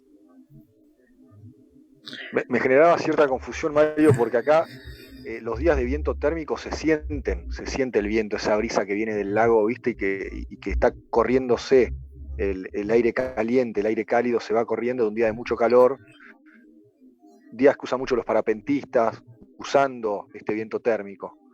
Y después otra escala mucho mayor, que es la que hablabas vos, una mesoescala donde ya estamos hablando de los ciclones térmicos, digamos, que ya es otra cosa, otra escala. Exacto. Bien. Ahí va, gracias. Bien. Lo que terminaste preguntando, Franco, es algo que, bueno, le sirvió a todos, ¿sí? Está bueno hacer un repaso y no perder el hilo de esto porque de alguna forma es como bastante confuso. Por el otro lado, acá tengo este gráfico de WinGuru, ¿no? Uso WinGuru porque sé que están acostumbrados todos a ver esto, y de repente es el de Carlos Paz, ¿no? Famoso acá en Córdoba, a donde se trabaja mucho con el viento térmico. Es un lugar, un spot de la cual está sometido sin lugar a dudas al viento térmico y nunca tampoco lo marca. No se puede predecir, dijera alguien por ahí. Pero en realidad sí se puede predecir. Si tengo amplitud, o sea, si yo sé que la temperatura de la mañana va a ser muy baja y durante el día va a ser muy alta, o voy a obtener cambios de presión. ¿Sí? Los cambios de presión siempre van a estar dados por esos ciclones que se generan en el continente. Pasamos a este mapa de Windy, que se ve un poquito mejor. Acá tengo la zona de Carlos Paz, el valle de Punilla, si no me equivoco, a la noche, y llega hasta 0 grados. Esto es pleno verano. No pleno verano, sino podríamos decir otoño o primavera, que es a donde más se notan estas amplitudes, ¿sí? Eso azul ya me está diciendo que el mapa de temperatura llega ahí, bueno, en este caso a 0 grados durante la noche. Durante el día, que es lo mismo que pasa con la cordillera y el desierto de Hacha en Cuesta del Viento. Y durante el día tengo 19 grados en este caso. Esta gran amplitud es la fórmula perfecta para tener un día de viento. Viento térmico, que no figura en ningún modelo. Y acá en este mapa, sin isobaras, sin presiones, si ustedes se fijan, es un mapa de Windy que me está dando el viento en la superficie, en este caso, casi, porque casi de superficie no lo dan. Siempre trabajan un poquito más arriba. No entra de ningún lado, no viene de ninguna provincia, no viene de ningún ciclón de arriba, no aparece de ningún lado. O sea, ya me está generando un viento. Por eso hago hincapié mucho en las lecturas de estos mapas, porque van a estar percibiendo el viento que se está generando, de alguna forma lo están mostrando los modelos, pero en la finalidad de esos cuadraditos que estamos acostumbrados a ver, realmente no me lo termina de deducir. Entonces yo tengo que interpretar qué va a pasar en todo ese escenario para transmitirlo o poderlo usar durante el día. Acá lo que vamos a ver es información tomada de los registros que tiene WinGuru. En este caso son los registros de Playa Lamaral, ¿no? De allá de Cuesta del Viento, que nos dice registros del viento durante el año. Tengo registros de vientos y por el otro lado tengo temperatura. La temperatura de día y temperatura de noche. ¿Qué me dice el gráfico? A ver, ¿cuáles son los meses que más sopla en San Juan? De acuerdo a la estadística que tengo acá de WinGuru.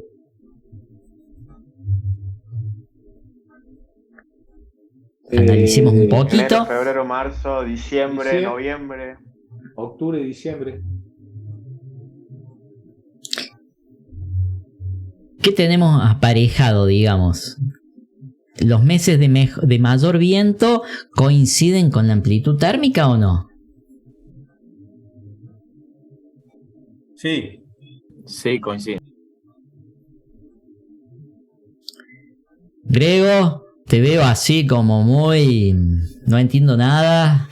Está furiosamente complicada la cosa. Clara. Adela.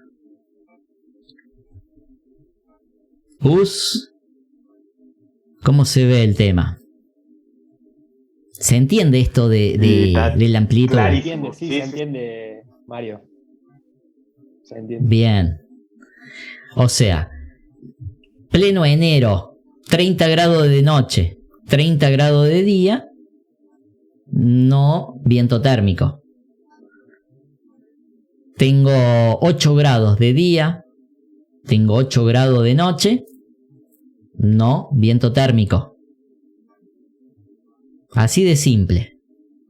Es tan fácil no ir y mirar un modelo. No quiero que vayan a ver el modelo. Quiero que hagan este estudio en el lugar que están. Se aproxima la primavera y empezar a jugar con esto. De jugar con las amplitudes térmicas de acuerdo al lugar donde están. Vamos a pasar. A ver. Mario, perdóname. Ahí, en ese ejemplo, ¿no? Que es Cuesta del Ternero específicamente, pero digo, vos podés tener un lugar donde tengas 30 grados de día, bueno, que no haya una amplitud térmica, volvemos a lo anterior, pero sin embargo tengas buenos vientos porque haya presencia de un ciclón térmico, digamos. Sí, puede haber una combinación. Bien. Pero cuando no hay ciclones, cuando el modelo te dice que sopla, sí, sopla. Cuando no hay ciclón, es viento térmico por otro factor que es esto de la amplitud térmica. Exacto. A ver, chicos, siempre vamos a tener ciclones en el continente, siempre va a haber mayor presión, menos presión, muchas isobaras, pocas isobaras, o sea, como que de repente siempre están. Pero hay que ver cómo se comportan y cómo se conjugan en la finalidad de este viento a nuestra burbuja. Por ejemplo, para los chicos de Córdoba, Lago Los Molinos, ¿cuáles son los meses que mejor sopla y por qué? Invierno y otoño, primavera. ¿Floren? Justamente por esto de la amplitud térmica que estás diciendo. Exactamente por eso. Yo, digamos, les contaba que venía de la náutica, entonces eso también lo tenemos en cuenta a la hora de competir en el San Roque, sobre todo, que es un lago espectacular para eso. Y bueno, justamente cuando viene gente de otros lados a competir, los tipos no están acostumbrados a eso.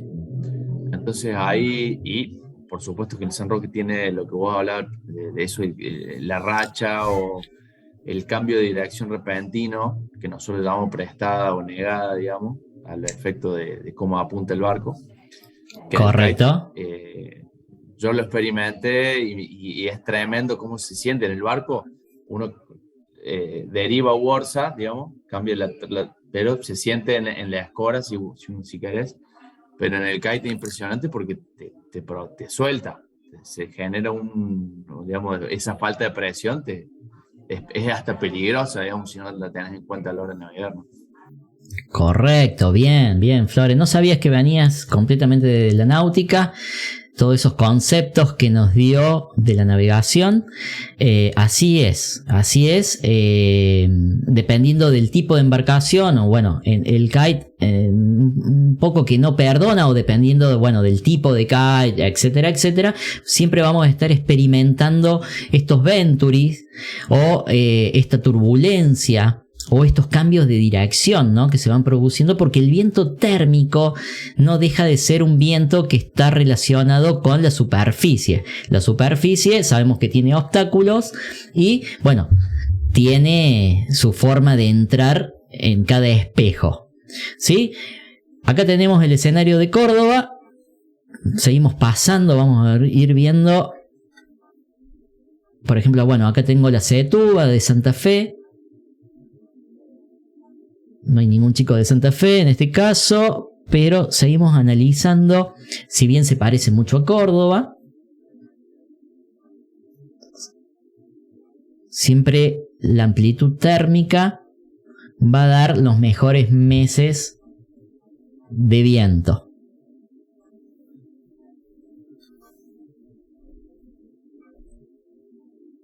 San Martín de los Andes. Mucho frío. Sin embargo, ¿cuándo sopla?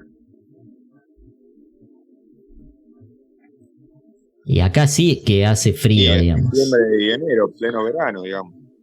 En verano. En verano. Vieron que yo les decía, el viento térmico arranca en la mayoría de los lugares con otoño-primavera, que se da la mayor amplitud térmica. Pero en estos lugares que de repente son como más fríos, ¿sí?, están sujetos más cerca de la cordillera, que de repente ya la temperatura juega de otra forma, ¿no? ¿Cómo empezamos a interpretar esto, no? Pero no deja de tener amplitud térmica. ¿Se entiende?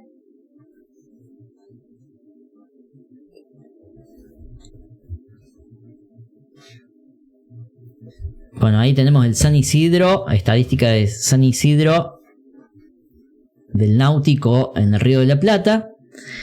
Hay otro escenario. El Río de la Plata tiene el agua, podríamos decir, medio como color marrón. Ese color marrón captura la temperatura de otra forma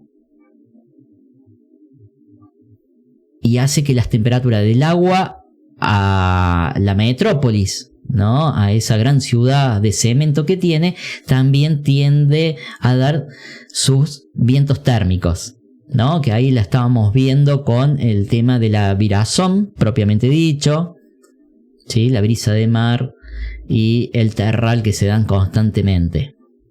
Obviamente, si no hay grandes ciclones que anulen el viento térmico, lo van a tener siempre en verano, ¿no?, con las noches frescas, ¿sí? Cuando se pasa todo de calor, llegan límites a donde se corta esa circulación constante. Excepto que tengamos posicionados ciclones que le den de alguna forma respiro al viento.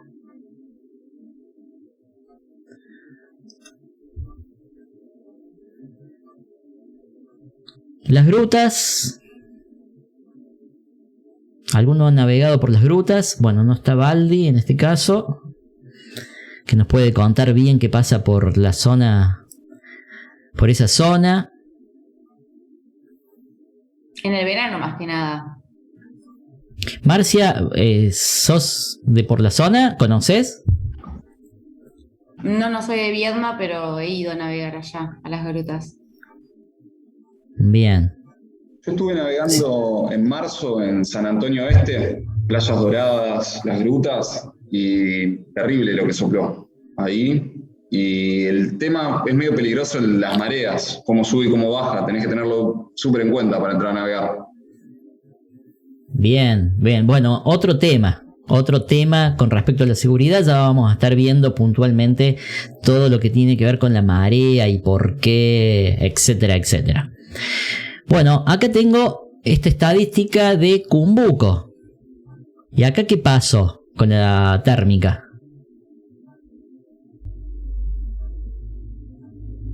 Con la amplitud térmica, Se mantiene ¿no? constante. No hay amplitud térmica, básicamente. No hay amplitud térmica, ¿no? No hay amplitud térmica. Pero Cumbuco es uno de los lugares privilegiados a donde constantemente pasan los vientos alisios. Estas corrientes de chorro que estábamos viendo en la primer clase. Entonces, tenemos estas estadísticas. Acá ya no juega la amplitud térmica. Si bien hay algo de amplitud térmica, aún muy poquita. O sea, cuando a veces, dependiendo del escenario, 1 o 2 grados, hay algunos cambios, pero se nota sobre todo en el calentamiento de las dunas, ¿sí? Y cómo se comportan o las bajadas que hace el viento alisio prácticamente sobre esos lugares.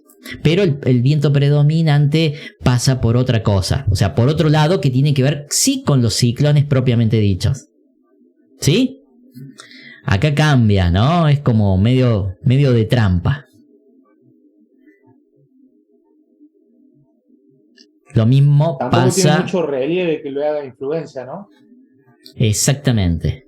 O sea, no tenemos turbulencia en este caso. No está sometido a turbulencia. No es tanto térmico. Lo mismo pasa en el Caribe. ¿Sí?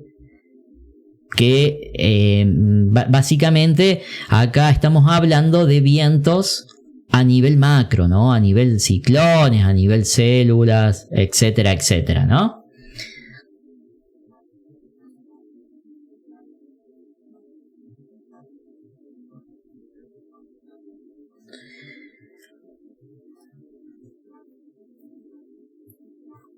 Uy, estamos pasado 15 minutos, la verdad, súper colgado.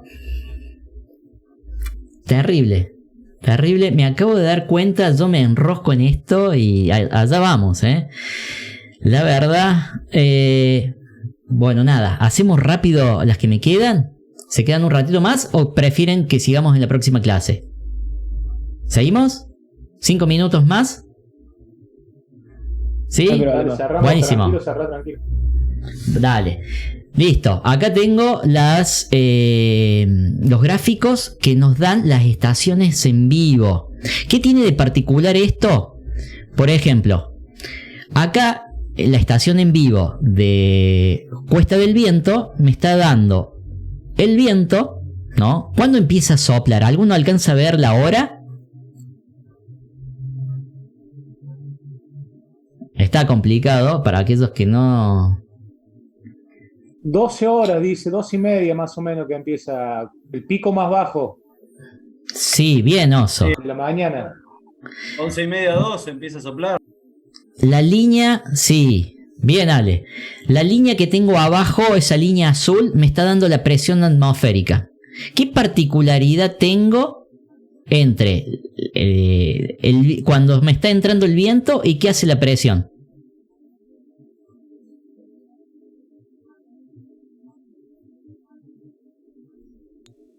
El viento entra y la presión disminuye. Exacto. Exacto. Ahí vamos. A ver. Acá tengo otro gráfico. Cuando entra el viento, si bien no sé si logran ver la velocidad del viento ni la dirección, pero está dentro del horario a donde el sol calienta la superficie, baja la presión. Y cuando empieza a bajar la presión, tengo la entrada del viento. Esto es viento térmico. Ese es el escenario que se produce todos los días y los modelos no lo dan. Acá tengo otro. En este caso va acompañado con la línea de temperatura. ¿Sí? Dependiendo de la estación, la configuración de la estación, porque son todas mediciones de estaciones en vivos. En este caso, bueno, no alcanzo a ver realmente de dónde es. Debe ser algún día. Sí, la verdad que no veo. Náutico Córdoba, sí, bien. Sí, el náutico de Córdoba. Bueno, Un náutico, ¿verdad? baja la presión. Baja la presión porque obviamente se está calentando el aire en la superficie. Pierde la densidad, se hace más liviano porque está aumentando la temperatura, por lo tanto se hace una depresión, el aire se va hacia arriba y si el aire se va hacia arriba deja otro aire, tiene que ocupar su lugar. Por lo tanto me está entrando el viento. ¿Se entiende el comportamiento que tiene el viento térmico? Claro, converge, digamos, ahí abajo y se empieza a subir. Exacto, ahí tenemos otro gráfico y siempre básicamente dentro de lo mismo. Sube la temperatura, a medida que sube la temperatura en ese día de amplitud térmica sobre todo, empieza a bajar la presión. Por eso van a ver en la guía que hay varios carteles que dice, cuando empieza a bajar la presión es porque va a entrar el viento.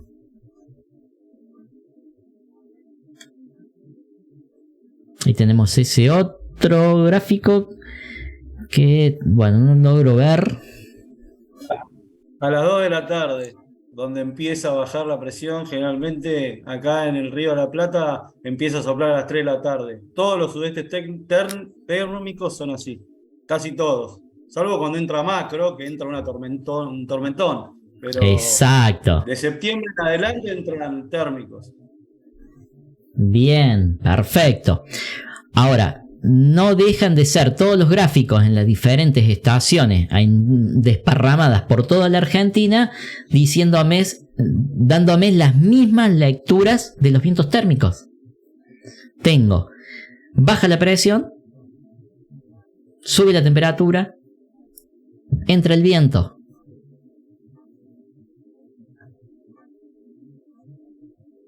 Algunos tengo con temperatura, esto debe ser del sur porque veo que es muy baja la temperatura. Tengo una línea verde de humedad que también juega la humedad.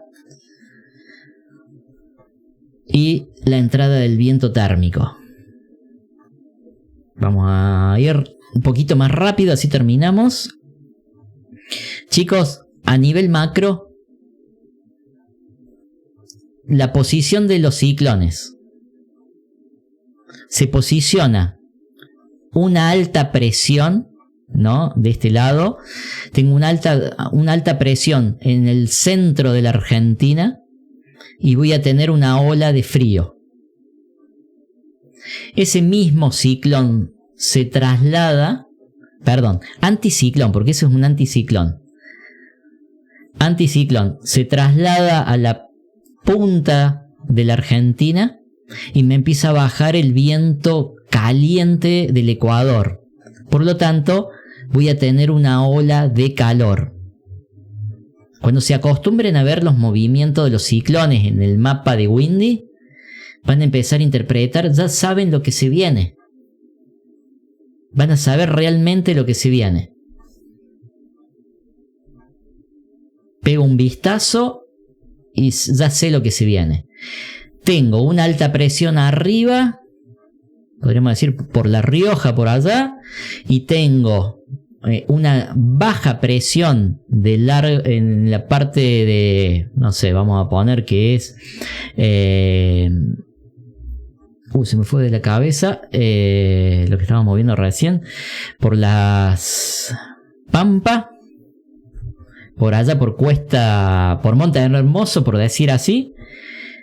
Hace esa combinación los ciclones y entra el famoso pampero. Que el pampero es la aceleración de estos dos ciclones, dando un viento terriblemente frío con una tormenta muy especial. El famoso cigarro que forma, ¿no? Porque se montan dos vientos entre caliente y frío, etcétera, que ya vamos a ir viendo detalladamente. Por el otro lado, la combinación entre la alta en el medio con la baja arriba, posicionado, tengo la sudestada. Ojo, puedo tener la alta presión sola en el lugar que está, sin la baja, que está arriba, y voy a tener, sí, un viento sur que entra en la ciudad de Buenos Aires, en el río, o de repente en la costa argentina. Pero no voy a tener lo que es el fenómeno de sudestada, que el fenómeno de sudestada es realmente sudestada propiamente dicho, ¿no? Que es la amplificación del viento entre el roce de los dos ciclones. Lo mismo pasa con esto del nortazo. El nortazo, a ver, obviamente como les contaba en la primera página, en la primera que decía que la alta presión en el lugar de Uruguay me bajaba aire caliente del Ecuador y tenía viento cálido, ¿sí? Un poco lo que estamos experimentando en estos días en la Argentina. Pero cuando se combinan las bajas de tal forma, tengo el famoso nortazo. ¿Sí? Estas combinaciones las van a ir reconociendo, se van a dar, se van a conjugar, ya sea por dos bajas o una sola, que va a cambiar la intensidad, y dependiendo de cómo se haga la conjugación, van a estar dando viento más en una provincia que en otra. Pero ya va a estar dando el viento, ¿no? Como que es completamente ya asignado a eso. Acá les dejo otro pequeño secreto para que tengan en cuenta. Muchos de los modelos podemos ver el viento a diferentes alturas. Para que tengan en cuenta, los vientos en altura, estamos hablando de 3000 metros de altura para arriba, o sea, vientos altos, todo lo que va del norte al oeste, todo lo que va a venir del oeste al norte, sabemos que viene lluvia. ¿Sí? Me voy al modelo, me voy a buscar el viento, me fijo el viento térmico, me fijo cómo se comporta el viento en la superficie, todo, me fijo el modelo, pero me voy a buscar arriba los vientos de 4000, 5000 metros y veo para dónde soplan. Si bien es algo que lo usan los pilotos, a nosotros nos puede estar ya dando una proyección de lo que se va a venir.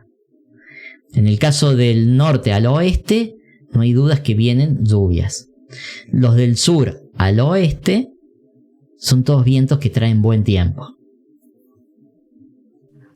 ¿Con qué margen de tiempo podés llegar a hacer una previsión?